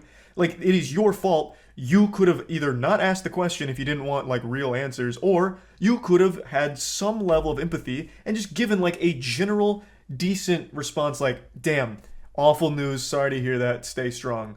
And then just go about, like, a good vibe stream. Like, it's super easy. Oh, I asked you where you were. Look, Mr. Kirby, I'm just subtly trying to tell you that unloading really heavy news in people's chats on Twitch is not like good etiquette. It's not the place to do it. That's all I'm trying to tell you. Heavy news like that, when someone asks, hey, where have you been? You don't need to tell them, well, my dog died, my husband left me for a younger woman, my house burnt down, and my car got stolen. So I've been a little bit busy. That's why I haven't been around. Because it's like, oh, God, like, ugh. Oh, God, your bad news is making my easy job just a little stressful, because now I've heard your fucking bad news, like, ugh. Like, can you have some level of shame? Can you stop having bad things happen to you and then share it with me when I ask? Like, fuck. God, where do you get off? What a stupid perspective, bro. What are you talking about? That's not even what they did. You asked them a question and they gave a simple response to it. Now, for a little further context, she, in her first response, accidentally led with, like, a laughing emotion. So she led with, like, LMAO because she was responding to, like, a joke he had told and then answered his question about her mom passing away. She got a little concerned that it was going to be misconstrued like she was joking about that. So then she clarified again that, no, like, it's just been a rough time. It's just been horrible. So she said it, like, twice or 3 times in total, but it was never to dwell on it or try and treat him like a therapist or treat chat like it was a self-help subreddit or something. She just answered his question but didn't like her first answer because she thought it might get misconstrued, so then just said, like, no, it's just been bad, and that's where it was. She didn't try and, like, keep pressing it further or anything. For some reason, he did. He took it and ran with it and made it an overwhelmingly negative thing and then shamed her publicly in front of the entire community for it, which is so fucking weird and terrible thing to do. Now, like I said in the very beginning, I do understand the perspective of not wanting your community to treat it like it's like a therapy session where they're dropping really heavy things going on in their personal lives into the Twitch chat or asking you to solve the problems for them. I do agree that that is just not the time nor the place, and that's not going to help the person either. That's not going to help them or anyone else around you that needs, like, professional help and someone to actually be there and qualified to give real helpful advice to that person that's struggling. And Twitch chat is the last place you'd want to go for anything real. So I do agree, like, that is never a good case, like, that's never a good situation to be in, but that's not the situation this streamer was in. He had asked a community member that he knew a question, and it was a personal question. Where have you been? Now I'm waiting for your answer. And they explained, well, it's just been a bad time because her mom had passed away. And that's it. She didn't, like, keep going forward about it, like, to try and, like, make it all about what she's going through. She just answered his question point blank. And for some reason, he went off the rails about it. Like, you know, like, if someone asks, like, hey, what's up? Where have you been? And it's heavy, just be like, I had a bunch of shit going on, so I've been lying low for a little while. Got it. That's it. I'm not trying to rip you a new ass. Yeah, not trying to rip you a new ass, just trying to embarrass you in front of the entire stream. The lack of self-awareness here. Buddy, that is kind of exactly what she did, but instead of just saying, I've got some shit that I'm going through, so I was lying low, she said, well, family member passed away, so I was lying low. That's it. She didn't continue to, like, go through the nitty-gritty on everything that happened. She did almost exactly what you said, but was a little more specific on exactly what that shit was. But in essence, it's the same thing. Would you have still melted down if she had said, I had a lot of bad, horrible things happen, so I was laying low for a bit? I don't think so. You probably would have just given a normal, like, decent human response like, man, sorry to hear that. Hope that shit clears up soon. Why couldn't you have had that same level-headed, rational response to her just being a bit more specific with what that horrible thing she was going through was? She didn't just dump everything on you and expect you to you know, like, coddle her or do something special. Like, she just answered your question. So this is where the viral clip ends, but he did have a response to this, and it's really worse than you're probably imagining. But before getting to his response, I want to hit you with a bucket of cold water to shock you with some statistics here. 93% of all Twitch streamers pull less than 5 viewers, so anything more than 5 immediately puts you in the top 6.7% of the site. These are old numbers too. These are from 2021, so I imagine this is only grown. So why am I bringing this up? Well, because the streamer who right now is catching more tomatoes than the goddamn Heinz ketchup factory is not a huge streamer. At least not by most people on Twitter's definition of a big streamer. He has around 55 average viewers, and to put that in perspective, that does put him in the top 1% of Twitch, at least based on the numbers I'm seeing. Because again, the vast majority of streamers are streaming to actually 0 people. Crickets. You have better luck getting your old high school classmates to watch your Facebook live stream than you do getting found on Twitch and starting a community from nothing. So everyone that's just writing him off as a nobody and fuck small streamers, who cares what they are saying or what their opinion is, I hate that perspective, and I will always hate that perspective. The mentality around numbers is so, like, fucked up these days that they can't recognize how big of a number 55 average viewers is. Like, yes, it's not the biggest streamers on Twitch, but that's still a pretty large number when put in perspective with how big the market is and how saturated it is. But this ties into the bigger point I want to make on the back of those numbers. The market being as saturated as it is, carving out a community being as tough as it is, the last thing you want to do is fuck it up, which is exactly what this guy has just done. He's currently streaming right now with like 140 viewers, which is more than he normally averages, but I imagine the majority of this is hate watchers hoping to just shit on him in the chat. And I've already seen it from a couple of his subs. Some people were saying how disappointed they were in him. And that's a really big deal, because when you have a really tight-knit community, once the viewers start feeling like you don't actually give a fuck about them at all, or that you're kind of a piece of shit, they probably won't stick around because there's so many other streamers that they'll just go to. So this will potentially end up being a huge problem for him. His first response was this on Twitter, where he's just taking full responsibility for being an asshole, which I guess is fine. Like, he's just saying, yeah, I just was a real piece of shit here. But then 12 hours later, he made an apology video and doubled down on everything from his initial Twitter clip. Firstly, it is well known in my channel that I do not tolerate heavy news, drama, or trauma dumping, if you will, being entered or dropped into the chat. This has been discussed and explained and made clear many times while I've been live over the last 4+ years that I've been on Twitch. The people that come to my channel often, they know this. They see it all the time. So that's something that I want to make sure everyone understands. He directly blames her for violating his terms of service for being a chatter, basically, saying, I have very strict rules, you're not allowed to kill vibes with bad news or anything drama-related or heavy. Okay, then don't ask questions that could potentially lead to, like, someone being honest with you, man. Not everything in the world is going to be sunshine and rainbows. So why ask a question to your viewers that they might just be open about if you don't want to actually hear it? You know, it just doesn't make any sense. Like, and why are you blaming her? You're fucking blaming the victim here in this situation. What a terrible look. When you had already in your previous tweet sang a very different tune, where you're like, yeah, this one's kind of on me. I was a douchebag. What changed? All of a sudden now, you woke up this morning and you feel like you're not a douchebag, you're a superhero. In fact, she's the villain because she didn't follow your strict chat rules. This is not the first time that she's violated the expectation that people not share heavy news in my channel. The frustration from having her argue in chat that she was, quote, just answering my question, even though she's been spoken to about this type of thing before.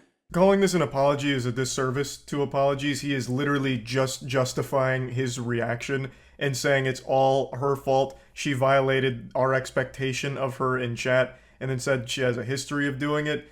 And in her statement, one of her twit-longers, she clarifies a bit deeper on what he's talking about. And he's pretty misleading with the way he portrays what happened here. Again, you asked her a question, she answered it. So the quote, I was just answering your question, is very accurate because that is all she was doing, man. Frowned upon. Dude, I'm getting follows right now. From Joe JCKS. Bro Chacho, welcome to the channel, dude. Thanks for the follow. Yeah. He even acknowledges that maybe he should edit that out and then decides not to. You should have edited that out. That's what a big yikes moment there. In your fucking apology, not an apology, in your blaming, pointing the finger video, you get a follower, take a moment to say thanks for the follow and like just call out the follower during this. What a bad look. How could you not recognize that as a potential problem? But regardless, the actual video he has made here is not a good response. It is somehow even worse than the initial one with the doubling down and trying to justify it. Like, just have an obvious common sense level-headed response like, yep, I overreacted, this was stupid, I shouldn't have done that, I don't even know what I was thinking, I must have just been in a bad mood. Like it was just so easy to move on from this, but instead you doubled down and now you look real silly for it. That's about it. See ya.